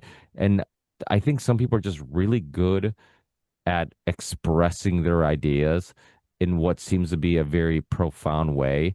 And when you dissect it, you're like, Vapid, yeah, vapid and empty. Yeah, no, I completely agree with you. I have to raise my hand up in the air and say I have to go because yeah, two reasons. One, I've been up since 4, and the most important reason is I want to get in another session before it's completely dark. yeah, no problem. I thought the other, uh, I want to put on pants, but that's fine too. And yes, I do need to put on some pants. Although I'm kind of grateful that I don't have pants on because I'm sweating balls. It's like 80 billion degrees. But yeah, I don't mean to cut us off, but we can do a part 3 if you want. Because we were just kind of starting to get into it after 2 hours of blah blah. Yeah, But only the true fans made it this far. We were like, hey, we're gonna try to filter out the fake fans, and then the true fans get the substance at the end. yes, Yeah, it's that's all intentional, it's all yes. intentional. Yes. Well, you see what we do next time. But yeah, I'll reconnect. I'll put this out as a two-parter because it was two great conversations, and I'll hit you up. And for actually the next couple weeks, I got a little flexibility in my schedule, so these earlier times will work better. And then and then we'll reconnect, and I'll send you links to this show once it's up and live. Enjoy Are you going out to surf? Yep. Oh, nice. Yeah, enjoy, and we'll keep in touch. Yeah, bring Roseanne Barr on next time too. I'd love to talk to that I love chick. She's Roseanne. great. Yeah, She she's fucking great. hilarious, She's hilarious. not just great, she's fucking great. She's so naturally funny. Like there's some comedians that like you see them like in their personal life and like, oh, they're not naturally like Roseanne. I can't stop laughing. Like I every time I hear her, like she's Who so she is. She's just who she is, and yeah. she's And lovely and intelligent and funny. she gives zero fucks what makes it even better, you know. That's yeah, exactly. Like yeah, my kind of person, man. Yeah, you can All relate. right, I'm gonna go because it's really getting dark and I don't want to miss it. All right, take care. Enjoy your night. We'll keep in touch. Yeah, score some bombs.